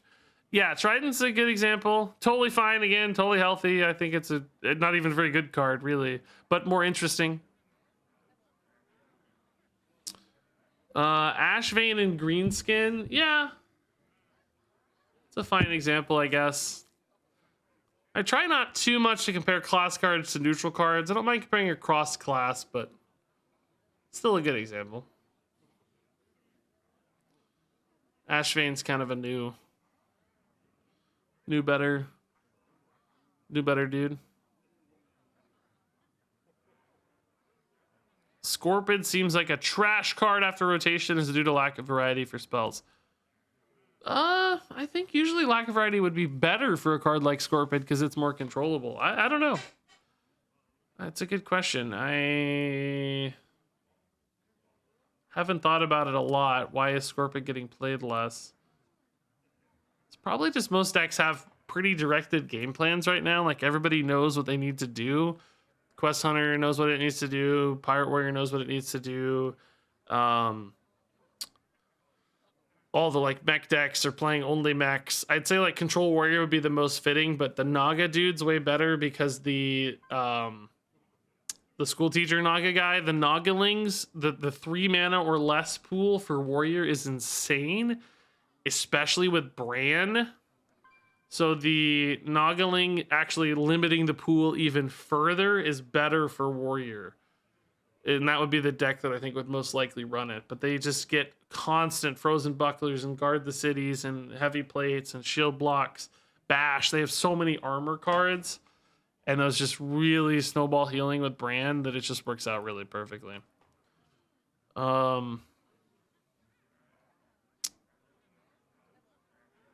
There are no Demon Hunter cards listed. Yeah, I didn't see any. I don't know. Do you have an example of Demon Hunter you think is a murder? There's been a murder.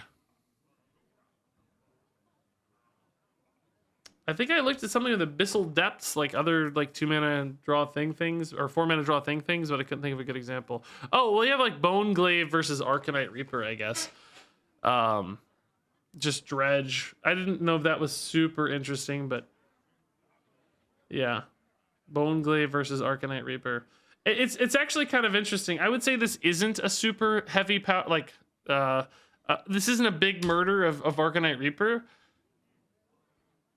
Like just Dredge, you know, it's a little. It's the same as like the Arcane Shot one, but it's crazy. Like I think you would almost expect this to advance more, but the same as with Arcane Shot and Scalding Geyser.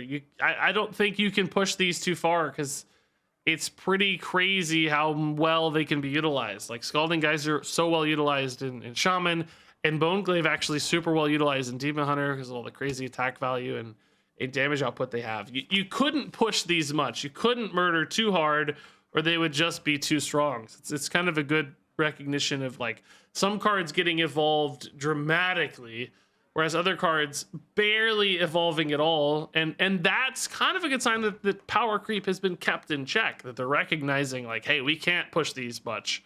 They're already still holding up. We can't push Arcane Shot to 3 damage, you know, that's too much. We can't push Bone Glaive to 6 damage, that's too much. So, I think that's a good sign that they have a pretty tight hold on the reins. One card I wanted to talk about was like Mecha Shark too with Flame Waker, but it didn't seem like that crazy of an evolution. So.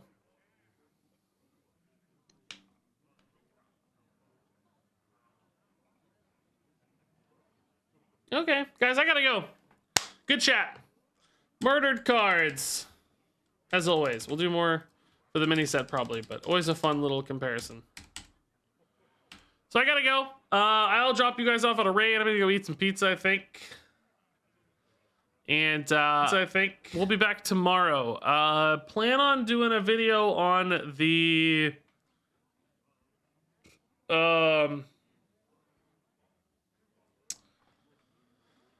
mobile game that's getting announced tomorrow. There's like a Warcraft mobile game getting announced tomorrow. I plan on doing a video on that, and I'll probably hop on the stream after that video is out. So sometime in the afternoon tomorrow.